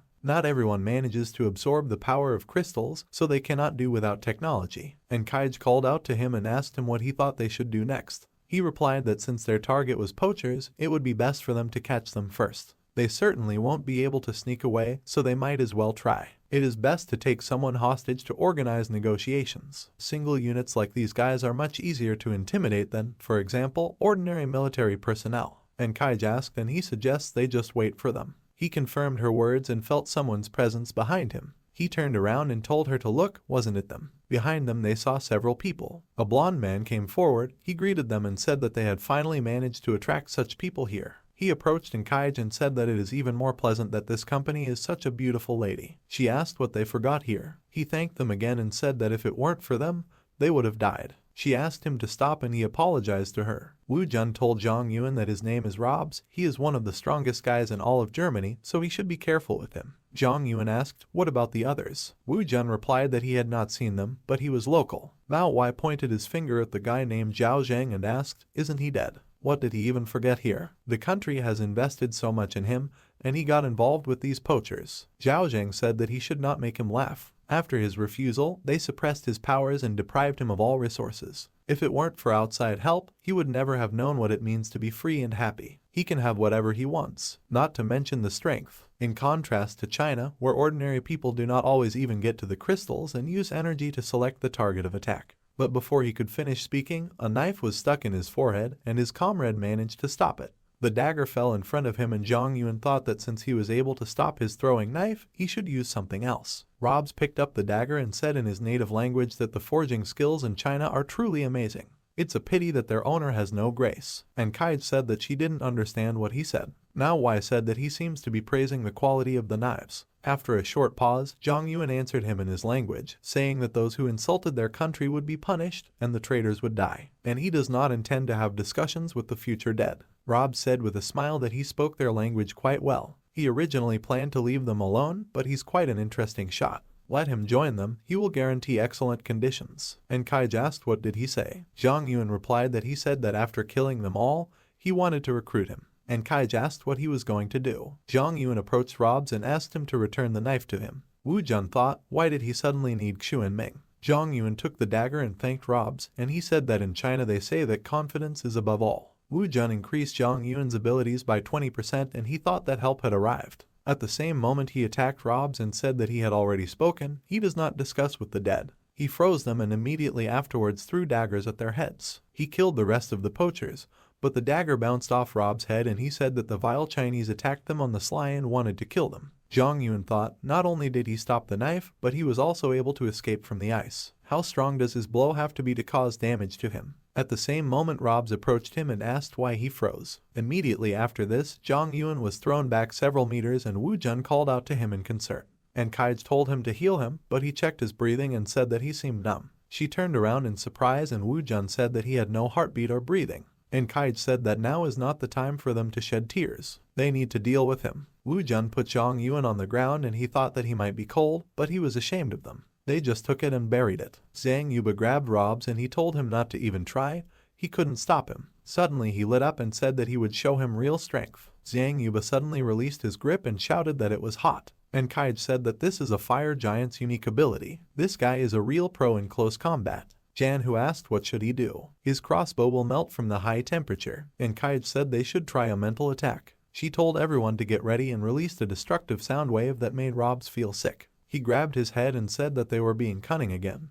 But he couldn't just die. At this rate his human body would simply burn out. He rose to his feet and said that he would do it for the glory of his country. A stream of flame rushed at them and Kaij said that she didn't understand a word. Zhang Yuba said that when he returns home, he will study foreign languages. Jan who asked if they could even return. Zhang Yuan stood up and said that they were no match for him, they needed to retreat. They were surprised that he was alive and he said that he had already told them that he would not die so easily. Wu Jun said that he was dead but came back to life, he must be immune to death. Zhang Yuan stepped forward and told Robes that their country has always stood for freedom and justice, so he invites him to fight. Robes asked why he should meet him halfway. In response, Zhang Yuan asked, wouldn't this technique kill him? He cannot stand against everyone, but against him alone he has a chance. Robes laughed and said that he accepted his offer. He will show him what he is capable of. And Kaij told Zhang Yuan that he didn't need to fight, he would die. But he didn't listen to her and told Robes not to restrain himself. Now Wei grabbed and Kaij and ran away, telling her to pull herself together. She said they couldn't just leave him. Wu Jun said that their presence would only hinder him, they should trust him. And Kaij said he must survive. Robes told Zhang Yuan that he appreciated his bravery,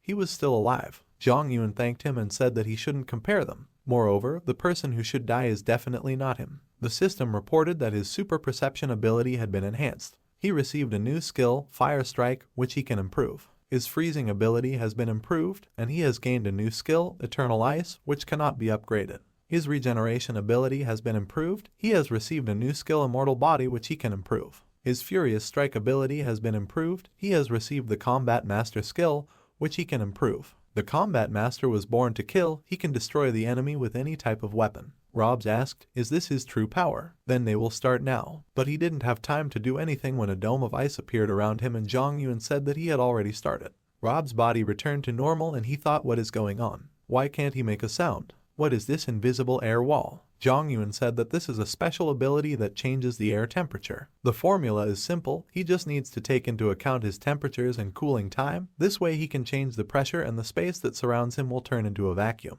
Robs began to choke and Zhang Yuan said that the next stage would simply burn his human body, but fire cannot exist in a vacuum, he lost to physics. After that, blood gushed from Rob's body and he fell exhausted to the ground and apologized to his daughter. His body disappeared and a fiery crystal was left behind. Zhang Yuan approached it and thought that the effect would end now, and then weakness would begin. He didn't lose consciousness thanks to his ability enhancement. He picked up the crystal and the system reported that he found the crystal. Does he want to absorb it? The crystal has the following abilities: Incredible Strength, Red 3rd level, which cannot be improved. Steel Armor of the Red 2nd level, which cannot be upgraded. Fire Giant is the 1st level of disaster that cannot be improved. Zhang Yuan thought that of course he had a special crystal. It seems that it does not explode as usual, but hides inside the body. Why is nothing said about this in the textbooks? The guys may well not have known about it either. He thinks if he takes this crystal there will be trouble. Most abilities can't be improved anyway, so it's not much use. After a while he thought he would just bury it and pretend he didn't see anything. If they're poachers, there's bound to be something useful in their backpacks, right? He opened the backpack and saw yellow crystals inside that were available for absorption. When absorbed, he can gain the yellow level flirting ability. This skill will show off all its charm, the number is unlimited. Zhang Yuan thought, what is this? For this they killed several small bear cubs and burned them alive. But since such a person came for this crystal, they must be quite valuable. He took the backpack and thought that if he didn't get hung up on the name, maybe it would become a useful skill. He decided to absorb all the crystals and the system reported that he had received the yellow maximum level flirting ability. His abilities improve when he looks cute. He has gained a new red level 2 super cute ability that he can upgrade. With this ability, the enemy will not be able to resist his charm, the use is unlimited. Zhang Yuan cursed, and at this time Mao Wei told the squad captain that the flames had gone out, the battle must be over. And Kaij said that they should go and check then. They saw Zhang Yuan sitting on a stone and she called out to him. She ran to him and said that she knew he would survive. She tripped and he said that the task was completed. Could they please send him back to the academy as soon as possible? Manhwa asked in surprise, is he still studying? Jong Yun confirmed his words and said that his sister was waiting for him to have dinner together. She will be angry if he doesn't come. After that, they went back to the academy and Jong Yun read all her messages. She texted him last night, why can't she reach him? Did he forget to charge his phone? Then in the morning she asked why he wasn't at breakfast. What's happened? 10 minutes after the previous message, she wrote that she went to his dorm and he wasn't there. He sighed and thought that when he returned, he would have to explain himself to her and Feng King. It's a pity that the phone doesn't have reception here. He asked in Kaij where he could buy a phone that would work in special areas. She replied that for such a phone he needed permission. He wouldn't just buy it, but if he joins their team, they will help him with it. Jong Yun looked out the window and thought that he would think about it. She said that actually with his strength he should try. Their salaries are decent and they provide satellite phones. Jong Yun asked where is it? She replied that this is in Cheshu. This is a special department in which there are only 9 people, each of whom is strong, like a full-fledged team. They usually work independently on particularly complex tasks that ordinary teams cannot do. She asked, well, was he interested? Jong Yun replied that this was not so and Mao Wai, seeing 3 people on the landing site, said that it seems that the academy misunderstood them. The director brought people with him. They got out of the helicopter and the director greeted in Kaij. He introduced himself and said that he was glad to meet you. He pointed to the man and said that this was their Dean Guyan, and to his left was Shang Guan, the student representative. And Kaij pointed to Jong Yun and said that they flew past and dropped off his student. The director asked if he was from their academy, and Kaij asked Jong Yun, he is Xuan Ming, right? Why doesn't the director know him? Jong Yun remained silent and Guyan took the director aside and said that this was Jong Yun from the special class whom Major Lin personally recommended for enrollment. Shang Guan heard this and thought, so this trash got into their academy through connections. He thought he was here on merit, but now he feels deceived. He pointed his finger at Jong Yun and said that their academy doesn't need such trash. He got to them thanks to connections and still dared to challenge him. Jong Yun began to deny his words and thought, who is this guy? Why is he so mad at him? He walked past him and said that let them chat here, but he needed to go. He thought that if he stayed any longer, he would miss dinner with his sister. Shang Guan told him to stop and grabbed his hand and said that today they will fight, even if he doesn't even try to leave. And Kaij looked at him and thought that with this he had literally signed his own death warrant. But Shang Guan threw Jong Yun over himself and she was very surprised. He asked, isn't this guy so weak that he's comparable to an ordinary person? And Kaij ran up to Jong Yun and told him not to close his eyes. Shang Guan said that he almost didn't touch him, he was just pretending.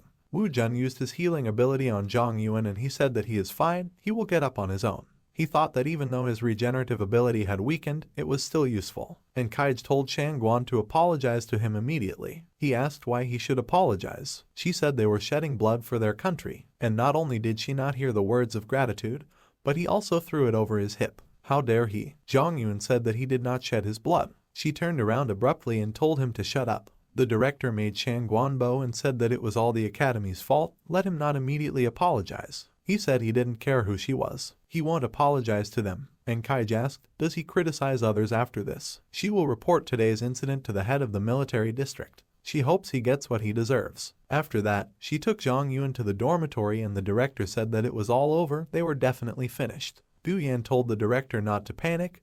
Their academy has such a rich history, it won't be closed because of one small scandal. The director asked why he didn't address him according to his position. Guyan remained silent and he said that it was all because he felt that he would soon cease to be a director. After some time in the hostel, Jong Yun opened the door to his room and Feng King joyfully exclaimed that he was back. Jong Yun abruptly closed the door and said that he must have entered the wrong door. Feng King left the room and said that he had been missing all night and returned with a girl. Is it really him? Jong Yun interrupted him and exclaimed, what does he mean by this? He went into the room and told them to chat for now and he would go change clothes. And Kaij told Feng King that she didn't think he would be accepted into the academy. He replied that he could not challenge the allocation. Since she brought him, she can go, right? She said that he shouldn't think that he can tell her anything because he belongs to the academy. She started to leave and he said that she couldn't find a better person in the world than him. And she knows it very well. After a while in the dining room, Jong Yun told him at dinner everything that happened to him and his sister asked, so this woman dragged him into some dangerous adventure.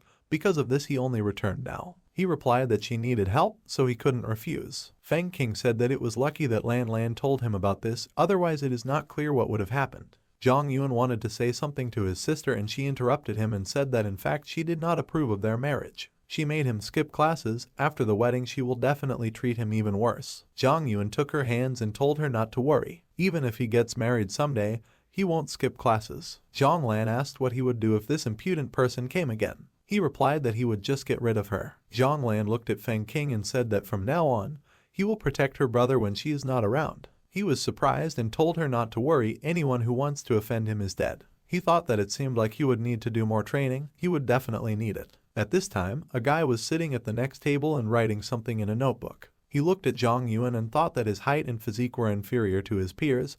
His face was pale, as if he was suffering from malnutrition. He has a poor appetite, so he gives almost all the meat to his sister. He is an ordinary student union member who receives a scholarship. So why doesn't he eat? Does he have anorexia? He turned his gaze to Jong Lan and thought that his sister's appetite, on the contrary, had increased. She always takes extra chicken and other spicy dishes. He looked at Feng King and thought that he didn't like spicy food, and there wasn't a single piece of chili on his plate. After that, he wrote a message that today he was going to invite his sister to a restaurant.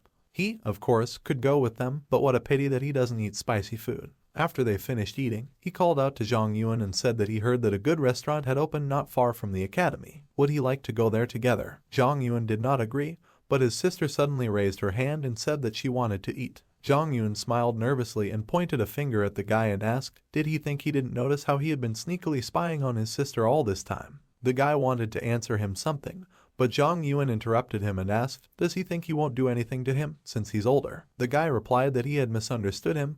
In fact, he was looking at him. Jong Lan sharply turned him towards her and asked, so her brother is liked not only by girls, but also by boys. He said he just wanted to make friends, nothing like that. Jong Yun took his sister's hand and ran, telling her that he was definitely a pervert, she should stay away from him. She ran after him and asked, but what about dinner? He replied that they would go there themselves. Feng King looked at them and asked, are they going to eat somewhere? Let them take it with them. He caught up with them and Jong Yun asked, does he like spicy food? Feng King adjusted his glasses and asked what he did there this morning. Jong Yun asked, did he see everything? Feng King confirmed his words and asked, does he remember the guy who threw him over his hip? He was fined for insult and slander. It turns out he was agitating the student council to kick him out. Jong Yun said that he understood and thanked him for covering for him. After a while, in a new restaurant. At the entrance of the restaurant there was an announcement that in honor of the opening there was a 15% discount for a month. Jong Lan turned around and told Jong Yun that there are so many people here. He suggested that she just buy something and take it with her, but suddenly someone called out to him and told him to come here. He saw that the girl was waving her hand at him and asked if she was telling him. She confirmed his words and said that he was a real celebrity on the academy forum. She wanted to say her name, but Feng King interrupted her and said that he thought what kind of vile person could take a table for 4 and sit there alone.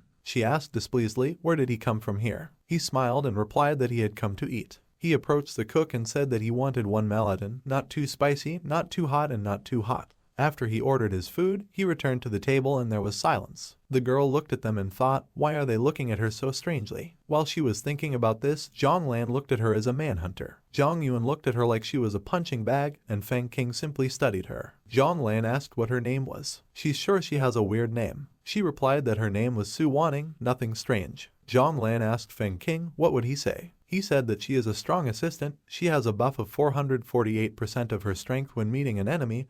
This lasts for a whole 3 minutes. She is the only such fighter in the country. Jong Lan said that when she grows up, she will no longer be the only one. Jong Yun patted her on the head and said that she is still small, so don't let her rush to grow up. Feng King whispered in his ear that she seemed to care about him. Jong Yun replied that she didn't look worried. Feng King said that their school beauty doesn't want to lose face. Jong Yun looked at Su Wanning and said that if she came here knowing that he would also be here, it turns out that she has something to tell him. She said that the academy annually selects students to participate in the competition. Last time they collected 1 team of 6 people, and this year there were 2 of 4 people. Jong Yun asked what does this have to do with him. She said that due to some events they had 3 openings. Would he like to try to participate? He turned away from her and said that he was not interested. She was surprised and he said that it was not good to fight with classmates. Moreover, aren't her abilities sufficiently developed? Is it really difficult for them to win the championship with such data? She got angry and asked, but wouldn't it be better to assemble a team with maximum strength? Feng King told Jong Yun that the most important thing for them was to win quickly. Jong Yun said that only weaklings care about such things. She wanted to answer them something,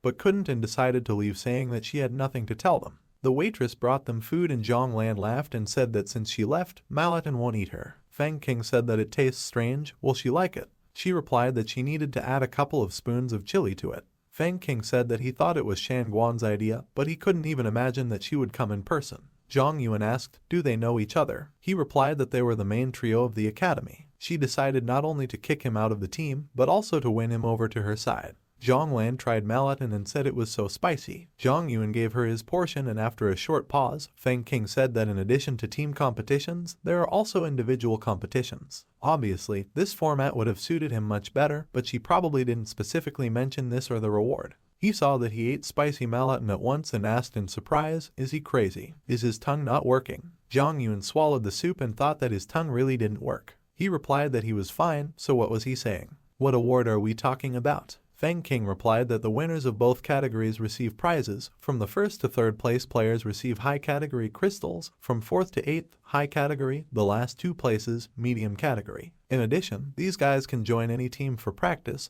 and after graduation, university representatives line up behind them. Zhang Lan asked, isn't this a competition for warriors? Why did that girl come for her brother? Feng King asked Zhang Yuan, has he not told her yet? Zhang Yuan replied that he was just looking for an opportunity to discuss this. Feng King said that he should then tell her everything right now. Zhang Yuan told his sister that he was actually a warrior. She was surprised and asked how much energy he absorbed. He replied that it was enough. She put the chopsticks on the table and started crying, saying that now her brother will die because he doesn't have long left. Feng King asked, what is she saying? What does it mean that he will die soon? She wiped her tears and said that she only absorbed 2 abilities and 20 years of her life were taken away from her, and her brother was probably much more. He was very surprised by her words, and after that they returned to the academy. They looked at the crystal and Zhang Lan said that originally Uncle Lin gave her a crystal with 3 abilities and they should have taken away 30 years of her life. Looking at her, Zhang Yuan understood why she fought so desperately in her past life. She knew her life was running out. He turned to Feng King and asked, does absorption actually take away years of life? Can this be fixed? He replied that as far as he knew, with normal absorption, abilities are absorbed and life is not shortened much, but his sister's situation is unheard of. Zhang Yuan asked, is it yes or no? Feng King replied that this is true, usually the years of life are indeed shortened a little. Unfortunately, there is currently no technology that can prevent this. He took off his glasses and looked at her and saw her remaining years of life. He thought that he didn't pay attention to it before, but now he sees that she really lost 20 years of her life. Since this feature is characterized by heredity, the situation of her brother is probably similar. His current life expectancy is 0 years, but is this possible? Zhang Yuan closed the crystal box and told his sister to never do this again. She said that Uncle Lin has such high hopes for her. Zhang Yuan said that he would explain everything to him, let her return the crystal. He hugged her and said that if she died, his life would lose meaning. Let her promise him that she will not continue to do this. She burst into tears and asked how she could protect him if she did not become a warrior. There are so many scary creatures in the world, and it's easy for ordinary people. Zhang Yuan interrupted her and asked what do ordinary people mean to her. She looked up at him with a blank look and he said that people become stronger through exercise. They win wars through strategies. They create weapons through technology. They heal wounds. All these are talents. The power of crystals is not the only thing that can make a person stronger. The first person to fight back against the monsters certainly did not have such strength. He threw a knife at the wall and told her to look at it. She could do the same if she trained hard. He patted her on the head and said that besides, she already has 2 abilities, so with hard training she can achieve a lot. She agreed and said that she would try her best. Zhang Yuan looked at Feng King and asked, he hopes his sister will not be investigated like a similar rabbit now. Feng King said that this is nonsense. He put on his glasses and said that these lab rats don't like new trends, so he shouldn't worry about anything. Zhang Yuan sighed with relief and asked Zhang Lan to give him his phone. At this time, Lin Dongling received a call from Zhang Lan and he said that he was listening to her. Suddenly he stopped short, hearing that it was her brother's voice. Zhang Yuan said that something is wrong with his sister, she can no longer absorb the energy of the crystals. So let him take back what he gave her. Lin Dongling said that she will be cured. Zhang Yuan interrupted him and said that it is hereditary, it cannot be cured. Lin Dongling said that he was the one who allowed her to become a warrior. He adjusted the curriculum to suit her, what more does he want? Does he want to replace her? But he doesn't have enough abilities. Zhang Yuan replied that his abilities are no worse than Lan Lan, he will succeed. Lin Dongling asked, how dare he lie to him so openly? In response, Zhang Yuan asked if he wanted him to prove it to him. Lin Dongling said that from now on he is taking away all his and his sister's privileges. If he gets into the top 10 in the individual competition of the student league, he will believe him. After this conversation, Feng King and Zhang Yuan escorted Zhang Lan to the dormitory. Zhang Yuan waved to his sister and said that they would see each other tomorrow. They waited until she left and Feng King told him that he could actually arrange for them to live together. Zhang Yuan replied that she could make friends in the dormitory. Her student life should not be limited to him alone. Feng King said that he was still too protective of her. Zhang Yuan asked, "Does the academy know that he sees how long a person will live?" He replied that he was the first to know about it. Zhang Yuan asked, "Does he think he won't reveal his secrets to others?" Feng King confirmed his words and said that he would better think about himself. They cut off his resources and set a condition to enter the top 10. It won't be easy. Maybe he has someone to turn to, like that woman. Zhang Yuan said that's right, he can go to her for help. Feng King didn't think that he would really want to ask her for help and wanted to say something, but Zhang Yuan had already called her. He told Captain and that he had a question. Do they still have resources from the last outing? He would like to have them. After talking a little, he thanked her and said that he owed her. At this time in the warehouse, the man asked, "Is this Mission's order?" He wrote something down in a notepad and said it was an emergency. How many resources do they have in stock? They need to count everything and bring it. After a while, in the office, the man put the folder on the table and told the other man that his daughter did a great job. He replied that he thought most of the credit went to a guy named Xuan Ming. This man's name is Guangfeng. He is the commander of the East China military region. He said that many people suffered from poison in this attack. He is afraid that the situation will only get worse in the future. Perhaps a spy had infiltrated them. His interlocutor, Lu Jianlin, looked at the papers thoughtfully and said that the report mentioned that there was a man named Zhao Zhang who used his power. And Guangfeng sighed and said that he might be a member of an underground organization. Their methods are unpredictable and their locations unknown. Although their methods are not always conscientious, they still have their own principles, so officials turn a blind eye to what is happening.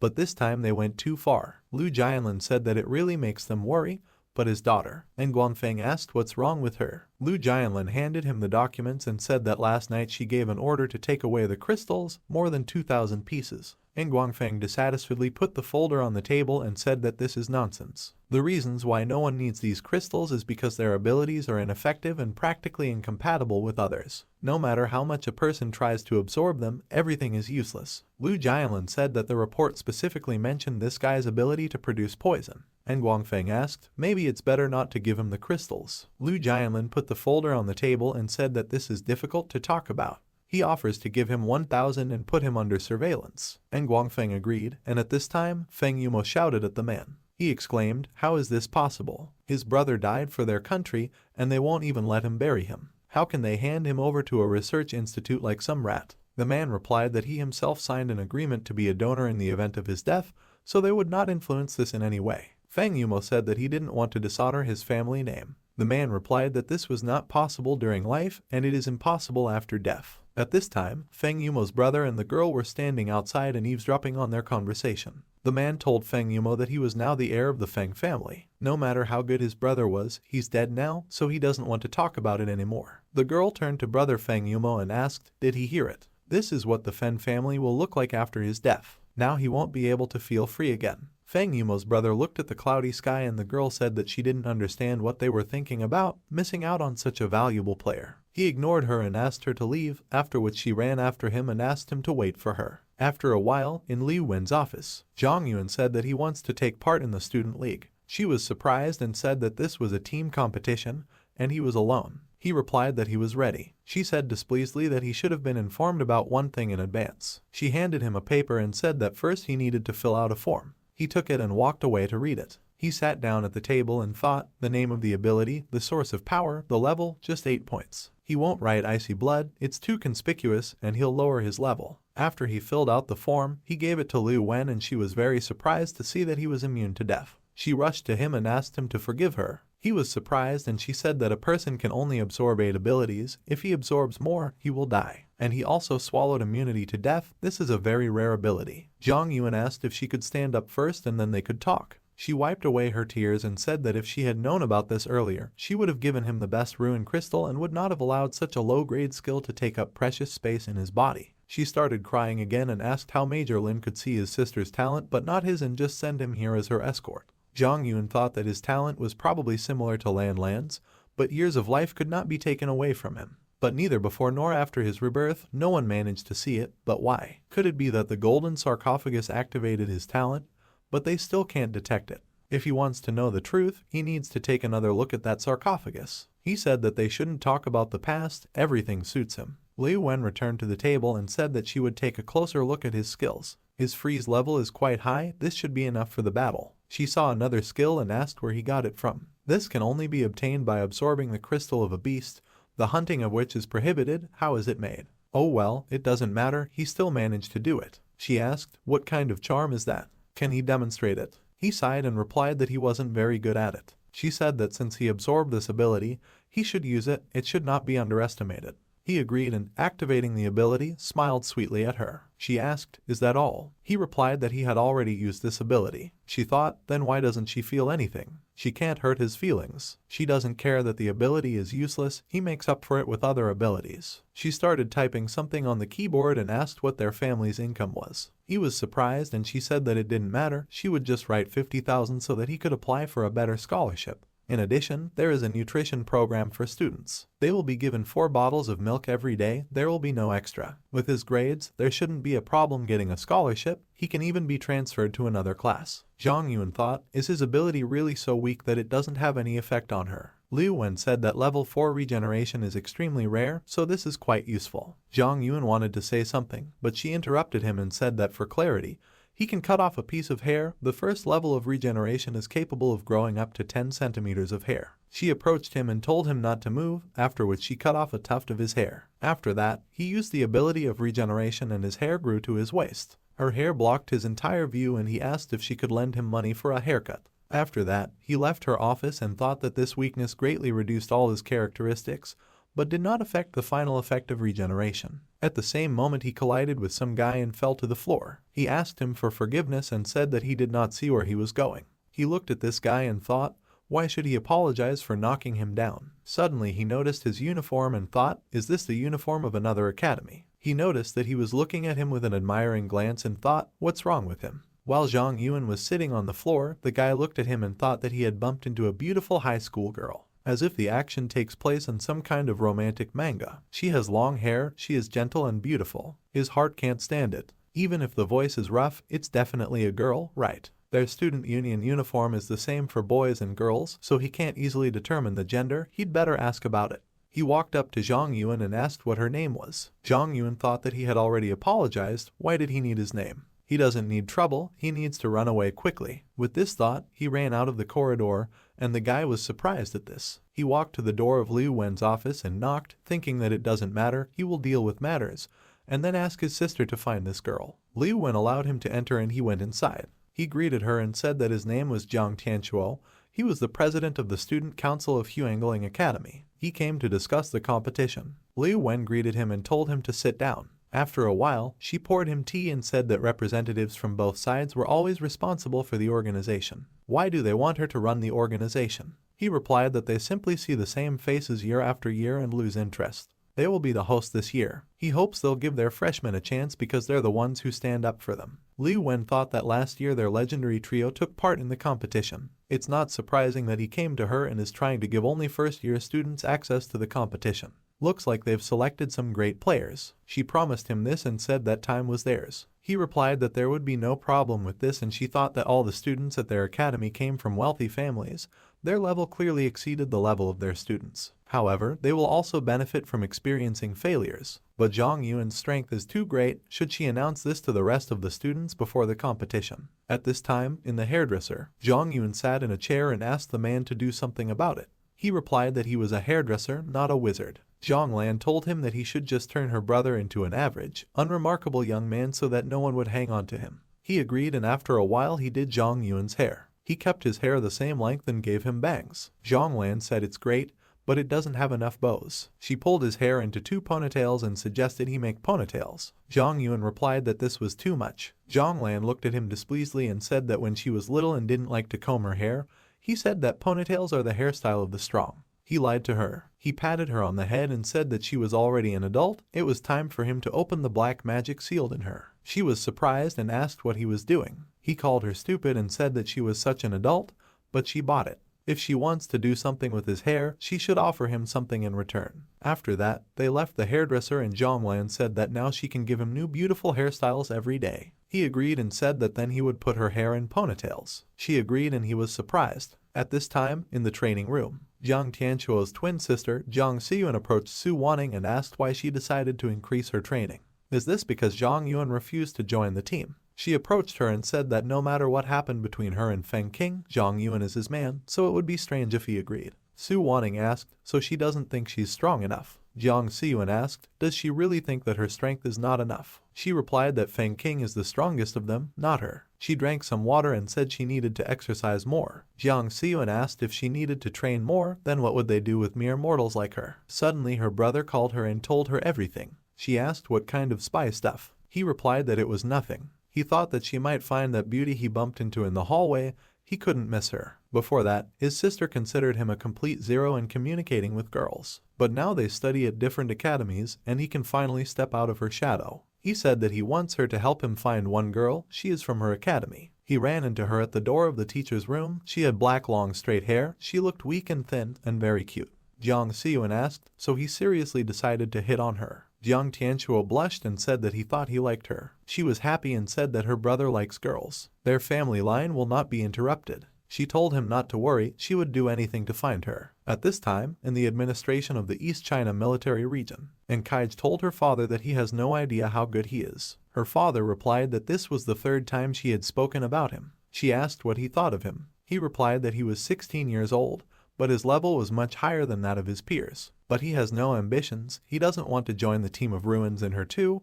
He was thrown over the hip and he just turned a blind eye to it. He doesn't care about what ordinary people care about. Common sense is not about him. It won't be easy to control him, so let her just give in. First she just needs to make friends with him. She tusked in irritation and said that she would not tell him anything anymore. Her father took out his phone and noticed that Zhang Yuan's profile and level had changed. He thought that the stolen crystal must have ended up with him. Immunity to death, charm, and also the level of secrecy. However, at his age, it is too early for him to draw any conclusions, although Robs also had similar abilities at this age. His fiery giant is a unique ability that is very important for the country. Therefore, the secret of the crystal that Zhang Yuan keeps can bring him a lot of problems, in which case he will look at it again. After some time in the hostel, the courier brought a huge safe to Zhang Yuan and asked if he changed his hairstyle. It suits him very well. Zhang Yuan replied that he wanted to cut his hair short, but his sister insisted. The courier put the safe in front of him and told him not to forget to give it 5 stars. Zhang Yuan agreed, and when the courier left, he began to open the safe. He entered the password and the safe opened. There he saw several crystals and thought that he had recently discovered that with their help he could level up well. There were so many crystals that by absorbing them he would definitely reach a new level. There was a note in the safe that said that this was for Xuan Ming from his friend. Don't let him thank him. The system reported that crystals were detected.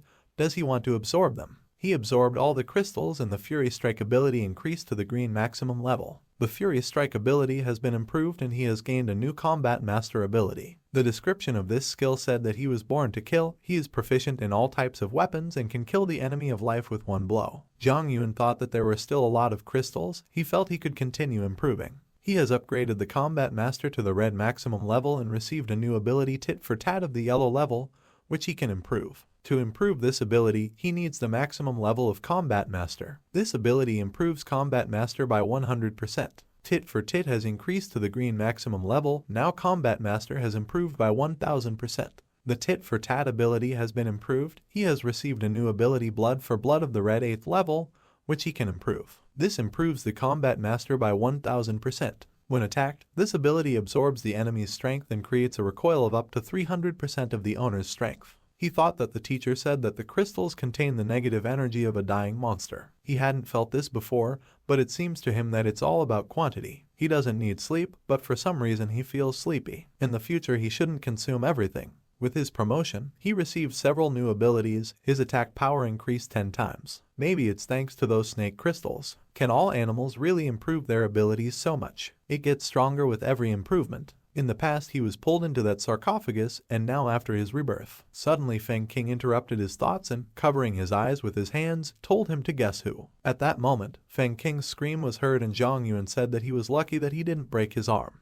Fang King said that he called him but did not answer, he just stood there in a daze. Zhang Yuan asked why he came. Fang King healed himself and said that he was here to remind him about the student council meeting. At this time, Zhang Ruo asked the rest of the student council, isn't the absence of the chairman and Zhang Yuan too much? Shan Guan said that there is no point for any rubbish to take up space here. Fang King entered the room and said that he would now introduce them to the new council member. His name is Zhang Yuan. He is in his first year of study and is in a special class. He told him to say hello and Zhang Yuan greeted everyone. The guy asked, is that all? Isn't it too short? Fang King pointed him to a chair and told him to sit down in the empty seat. He sat at the head of the table and Zhang Ruo said that this was the chair's seat. He looked up at her with a dissatisfied look and asked, can't he sit here? She thought that obviously Fang King wants to make Zhang Yuan president. She must behave sensibly. She rolled a chair over to Fang King and told him to sit down and she would bring another chair. Suddenly Shan Guan told them to stop. He called out to Zhang Yuan and said that he was a despicable brat. He got here by dishonest means. If he takes a risk, then let him accept his challenge. Zhang Ruo tried to stop him, but he still continued to shout insults at him. She asked him to shut up. He shouted that he was an idiot. He just sold his sister. At his age, he achieved everything himself. Zhang Yuan got angry and said that he dared to say something about his sister, but he wouldn't let it go so easily. Shan Guan asked, is he thinking of bluffing? If he is not a weakling, then let him accept his challenge. Zhang Yuan agreed and said that if he played, he would apologize to his sister personally, and then kneel down and hand out steamed buns in the cafeteria every morning. Fang King started filming it on his phone and told Shan Guan to listen to his advice, let him not do it. Shan Guan got angry and asked Zhang Yuan, does he think he will be scared by his conditions? No matter how it is. Today he will show everyone what he really is. He accepts these conditions, but if he loses, he will leave the academy. Zhang Yuan agreed and Fang King tiredly grabbed his head. He said that he was a witness, but he would clarify no one should die during this battle. Zhang Yuan and Shan Guan stood opposite each other and Zhang Yuan told him to attack. Shan Guan used explosive flames and increased his strength by 150%. He attacked him and said that he was just about to do it. Zhang Yuan stepped aside and Shan Guan said that this is impossible. He wondered, had he really missed? No, but how did he dodge it then? Zhang Yuan looked at him and thought that thanks to his new ability, his blows look 40 times slower in his eyes, but he is definitely stronger than the same Fang King. Such a one cannot be killed with one blow. Immediately after that, Shan Guan wanted to kick him and said that he could not avoid this kick. He hit him somewhat, but Zhang Yuan did not react at all and Fang King thought in surprise that only a few could withstand such a blow. This guy is not without an ace up his sleeve. 10 minutes later, Shan Guan lay tiredly on the table and thought, how is this possible? Obviously he is strong, but why did he never try to attack him? Maybe he looks down on him. Immediately after that he attacked him and said that he was a coward, let him stop hiding his abilities. Zhang Yuan sighed wearily and said that he was so tired of him. Shan Guan pointed a fiery fist at him and told him to blame himself. At one point he thought, why isn't he trying to dodge? If he hits him, he will die. He hit him, tearing his clothes and thought that he would only have enough time to restore half his energy. At this moment, he suddenly opened his eyes and Shan Guan's hand broke. He fell to the floor screaming and Zhang Yuan thought that he knew that he needed to stop, but he continued anyway. Zhang Ruo ran up to Shan Guan and examined his wound. At this time, the guy was filming everything and said that he called himself a witness and took 209th place on the list. Zhang Yuan will also be on the list after this battle. Another guy said he was strong, very strong. He broke a man's arm, barely touching it. The girl said that this thug deprived him of his position on the disciplinary committee. What a shame. Fang King walked up to Zhang Yuan and said that he promised not to beat him to death, but in the end he almost killed him with one blow. He doesn't like it. Zhang Yuan asked what he was talking about. He stood here and didn't move, and he also tore his clothes. Fang King said that his arm was broken. Does he mean that he didn't attack him? Zhang Yuan sighed and thought that he was so tired of all this. Will that charm thing work? He used charm and said that it was not his fault, it was all him. Fang King exclaimed, didn't he study physics? He's never heard of how recoil works. Zhang Yuan thought, why didn't it work? Why is this ability so useless? Fang King picked up his disused uniform and said that he would find him a new uniform. Zhang Yuan asked, did he know that it would all end like this? He replied that he assumed. Zhang Ruo turned around and asked, after everything, does he still have the conscience to joke? Let him cure him immediately. Fang King asked since when has he been under her command? Does she think she has the right to tell him what to do and when to do it? He lazily sat down on a chair and said that he himself started all these provocations, refused to listen to him and insisted on his own, so he would not treat him. Other members of the council began to whisper and one of them said that in fact Zhang Yuan had really just been dodging the blows all this time, but this was very strange. This guy doesn't know right from wrong, how dare he challenge Fang King's man? Someone said he thought he deserved it. Zhang Ruo heard their words and thought, what is wrong with them? They were originally against it, and now they are trying to protect Jong Yun. They don't usually behave like this. She took the phone and thought that it doesn't matter, she needs to send Shangguan to the infirmary as soon as possible. After a while, people from the academy security came to the student council room and put Shangguan on a stretcher. The guy said that they should contact the infirmary, they need to prepare for first aid. One of the guards approached Zhang Ruo and asked what happened. Who did it to him like that? Zhang Yun walked up to them and said that it was him. Fang King said that it was a fair duel, he is a witness. The guard said it didn't matter what it was. The guy has serious injuries. They can't just leave everything like that, so don't let them make their job more difficult. Fang King asked, is he threatening him? He replied that it wasn't, he was just following the rules. Zhang Yun touched Fang King's shoulder and said that it's okay, he will go with them. He doesn't think he's above the rules, and let him not tell his sister about it. Fang King thought, does he trust them? Okay, since he decided to trust them, he will give them a chance. The guy escorted Zhang Yun into the room and thanked him for his cooperation. Until the management gives a final verdict, he must remain in this isolation ward and is prohibited from leaving. Zhang Yun asked, won't they take away the phone? The guy replied that there was still no signal here. Zhang Yun looked at the bed and thought that he was really sleepy, he would just lie down and take a nap. He turned off the light, closed the crack and thought that this was much better. He was left in complete darkness and thought that it would be better if the room was smaller and the bed was closed on all sides. Why did he come up with such a strange idea? It doesn't matter, he will turn on super perception and if someone approaches, he will immediately wake up. He fell asleep and thought that this was a dark and calm world. Here it was, his final destination. At this time, 2 guards were watching him from the observation room and one of them said that this guy really just turned off the light and went to bed, he's a great guy. The second guard asked if he was just pretending to sleep to relieve tension.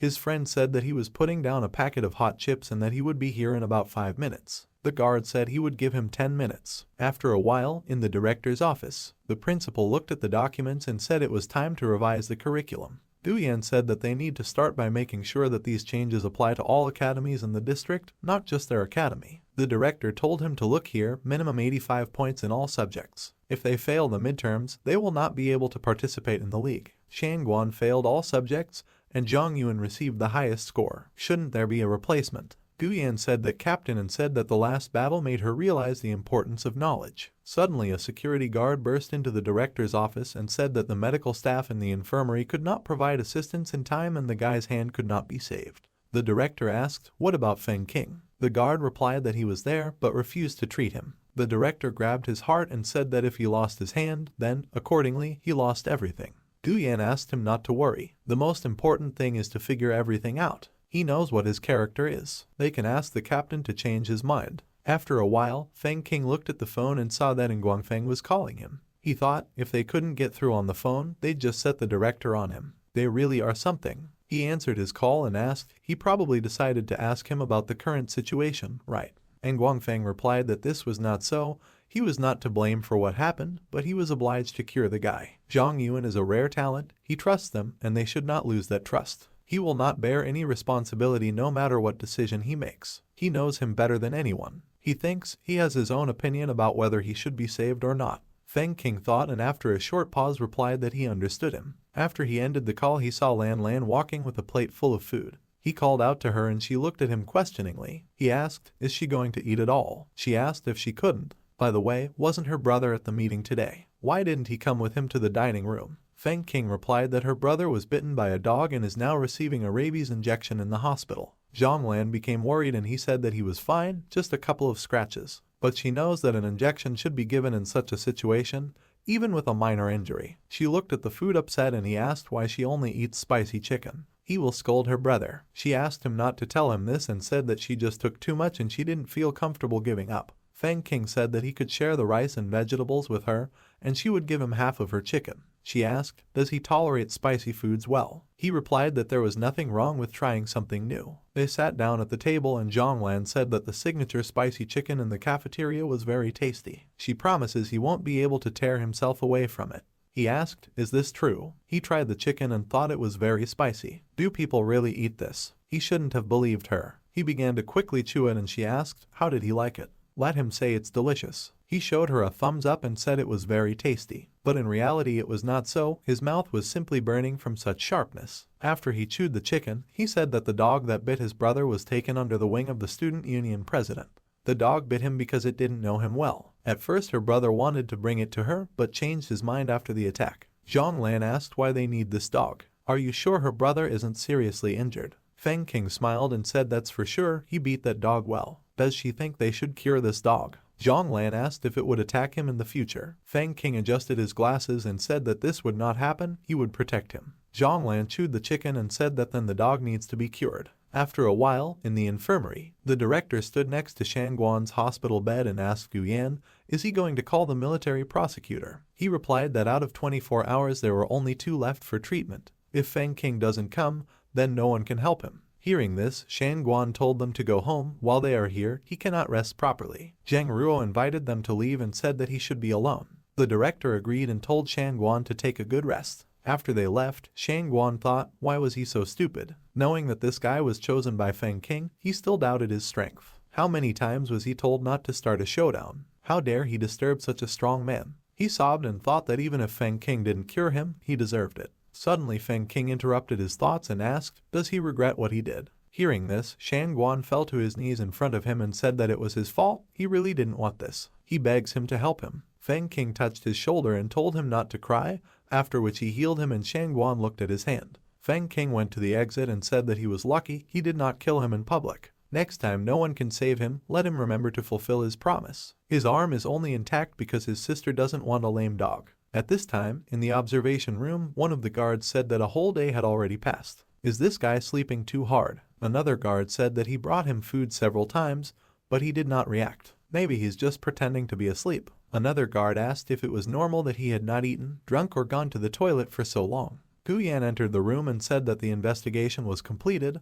Why haven't they released him yet? The guard replied that it was not they who were not letting him out, he himself refused to leave. Gu Yan said that he would take a look at it himself. He entered the isolation ward and told Zhang Yuan to get up. He turned on the light and said that the issue was resolved, he would not bear any responsibility. He should go back to the dorm and get a good rest. He noticed that he was not reacting to him at all and decided to touch him. He asked why this guy is so cold. He put his hand to his mouth to check his breathing and told the guards to quickly call a doctor. One of them asked if they could call Feng King. Another guard asked how they would tell him that something happened to him while he was in solitary confinement. Let him call the chief doctor. After that, the doctor ran into the room and said that he was just getting ready to go home, and they called him. This is some kind of mockery. The guard said that if the situation was not urgent, they would not have called him. The doctor approached Zhang Yuan and said that first he needed to examine him. He used his abilities on him, but Zhang Yuan did not react at all and blood gushed from the doctor's mouth. The doctor pulled back and the guard caught him and asked what was wrong with him.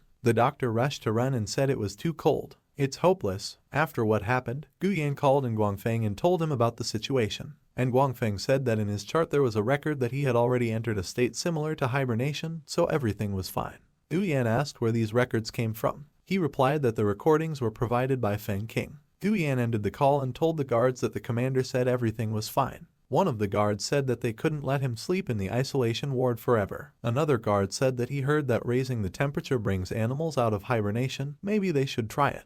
They placed heaters around Zhang Yuan and said that winter is over, let him wake up. Spring has come, it's time for the animals to wake up. Gu Yan joyfully called out to Zhang Yuan and said that he had been presented with a reward for his services during the last mission. He needs to wake up to get his prize. The security guard said that he has a bunch of photos of awesome girls in excellent quality. When he wakes up, he will send them to him. Zhang Yuan did not react in any way to their attempts to wake him up and the guard asked what they should do. They have no other options. Another guard said that in this condition, returning him to the dorm would not be so easy. Gu Yan said that they need to do something, let them call Feng King. While they were deciding how to wake up Zhang Yuan, he was immersed in a dark space. Time doesn't flow here, this is the other side of the world. He needs to stay here, to merge with it. Suddenly the words that someone had attacked his sister echoed in his head and he opened his eyes. He jumped out of bed and grabbed Feng King by the clothes and asked what did he just say. The two guards hugged each other and were happy that he had finally woken up. Gu Yan asked Zhang Yuan if he was okay. Maybe he should be sent for examination. Feng King grabbed Zhang Yuan by the hand and leading him to the exit said that everything is fine, he doesn't need an examination. It's time for them to have dinner. After they left there, Zhang Yuan looked at the date and asked, has a day passed? Why does he feel like he just lay down? He thought, why didn't his super sense wake him up? He said it was strange that he was released so easily. Feng King said that he was supported by the commander. Would a simple director dare to object to him in any way? Zhang Yuan asked, Commander. Feng King replied that he was the commander of their military region.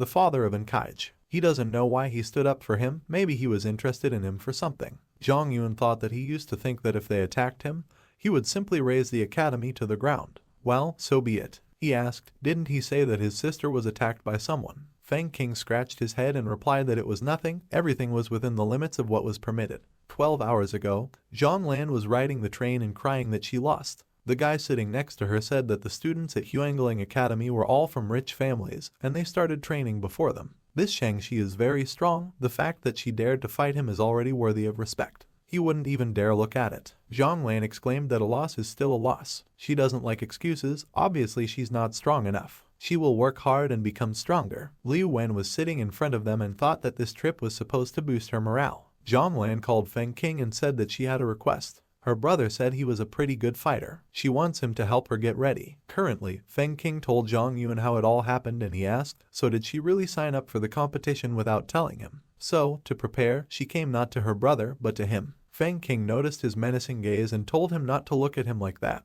He admitted everything himself. He did it all for him, does he understand? He began to worry and said that seriously, she did not receive a single injury. She must have thought that through the competition she could avenge her brother. Zhang Yun stretched his fists and asked, what is the name of the person who hit his sister? At this time, at a social evening, one of the students of the academy said that he could easily defeat their 5 fighters. They are all weaklings. He doesn't even need 2 hands to win, 1 is enough. At this time, Jiang Tianchuo and his friend were watching him from afar. His friend said, he keeps bragging and humiliating them, should they leave it like that? Jiang Tianchuo replied that they should not interfere yet. He came here to participate in the Academy League. His family invested more than 200 million yuan in this competition. They decided to use the discussion between the Academy representatives to drum up interest in the competition so they wouldn't lose face. It's a shame none of their freshmen can beat him. Suddenly they heard dissatisfied screams from the side. Someone's voice told the guy to immediately come to him, he would unscrew his head. Jiang Tianchuo asked what's going on. His friend asked if he had really come. It's only 11 now, formally the competition hasn't ended yet. Jiang Tianchuo walked out of the banquet hall and said that he would go and have a look. After he left, he saw Zhang Yun and Feng King with a loudspeaker shouting for the trash from Huangling Academy to come out.